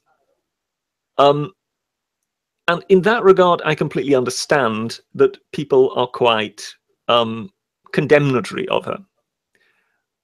But one can go too far. And what I find interesting is then Paul Joseph Watson came out and I think several times in his video referred to her as a vile piece of shit. And you think, oh, okay, that's one way of putting it. So here you have somebody who you don't agree with, and this is the way you tackle it. What is now very interesting is that when you bring that up, quite a few people then suddenly become very defensive on the side of Paul Joseph Watson. And you feel, well, in what way is that different than some social justice warriors coming out in defense of J.K. Rowling when she is spouting off about Trump? Because in both cases, we really know that the behavior is wrong. But this is, in a way, what tribalism does to us. Reason goes out the window. People are sitting at home thinking, oh, Paul Joseph Watson, he's on our side. So if he calls someone a vile piece of shit, oh, then he must be right. And yes, I don't like J.K. Rowling because she said something nasty about Trump. Well, yes, she may have said something nasty about Trump, but nonetheless, this is not really a civil way of behaving. And in that regard, it is completely indefensible. But one will defend it because Paul Joseph Watson, he's our man. And in that regard, both sides are behaving as reprehensibly as one another. But both sides are also completely blind to it. And I think it's moments like these when I kind of almost despair, because I just see the stupidity of the world as it kind of reveals itself to you. Because if people treat each other like this and behave like that and then justify it to each other, just simply on tribal boundaries, well, then I'm sorry, then we're lost. So I think, you know, some of those people defending Paul Joseph Watson will have to find it within themselves to condemn their man for behaving like that. And some of the people who are currently defending J.K. Rowling will also have to find it within themselves to condemn her. But I just doubt that that's going to happen, because that is just not where we are at the moment. Anyway, I'll leave it for the ogre to wrap up. Can I get an amen? Well said. I had I'm gonna stick with what I had planned, but you really made me think of a couple things, and that was the story. You really, you know, you it's easy to jump on a bandwagon, and we should all guard from that. We really should. But as I thought about the stories we covered today, I thought that, okay, the United States is always running around saying, oh, you know, we're a nation of laws, and goodness knows they are. This house wouldn't hold the law books of the United States. You know, they wouldn't hold them in here, I'm sure. Floor to ceiling in this entire home, one end to the other. Because we're a nation of laws, and therefore we got to go and depose Saddam Hussein and regime change, and came, saw, he died kind of deal with Gaddafi, and all these things are always poking our nose because we're a nation of laws. But sanctuary cities, whether you agree with them or not, change the law if you don't agree with it. I've heard it said like that. We're living a nation of legislation. Hire people, but with your vote, that will do what they say, hopefully, and will do what you want. And if it's you want sanctuary city, well, then vote for it. Right now, the law is that's not the way it is. If we allow this, well, how can we get all snooty about the North Korea thing? You know, I'm as American as they come. But I do believe this. Until the day comes when one of them ICBMs is tipped with a nuclear weapon and it hits somebody, and I know that's terrible, it'd be terrible, or a mortar shell hits South Korea, some aggression. Till that day comes, no, we tested nuclear weapons in the desert. If they want to even test nuclear weapons on their own soil, hey, it's their country. And as it was pointed out, that's what you need nowadays. I mean, why would it do? I don't know. I'm summing up what the Britisher was saying, but here it is. In this day and age, if you're a nation, it would not hurt you to have one of these weapons that everyone else on the block seems to have. And all of the voices that are listened to have it, or are real good friends and tied in real close with people that do. So as long as we go about and are refuse to admit that some things are still looked at as crimes and should be, it's not something like, you know, we don't need Stonewall to come and tell us that gays shouldn't be illegal. Okay, it's nothing like that, right? It's nothing like that. This is something that has to do with a country's sovereignty, its borders. It has to do with extreme racism, because the people that take advantage of this manufactured loophole that doesn't exist come from south of the border. You ain't gonna see British people over here taking advantage. You're not gonna see Swedish people over here taking advantage of it. They can't, they'll throw you out. They'll give you a one-way plane ticket back home. So I could go on and on and on and on and on, but I hope you listen to the British show. I'd like to thank everybody for showing up today. It's been a really good time for me. I was still about 85% most days. It's really settled into my guts and my lower lungs, but you don't want to hear too much about that. I'm going to keep doing, and I've got to go keep doing by canning some more of this wonderful fruit that came from our garden. Be good to your friends and your family members. Be good to your loved ones. Listen, be quick to say you're sorry. Be even quicker to accept an apology, especially when that thing your friend, your family member, your loved one has done seems to be so huge, you're just not going to forget about it. Because when you least expect it, constant viewer, your friends, your family members, your loved ones, and everything you know will be gone.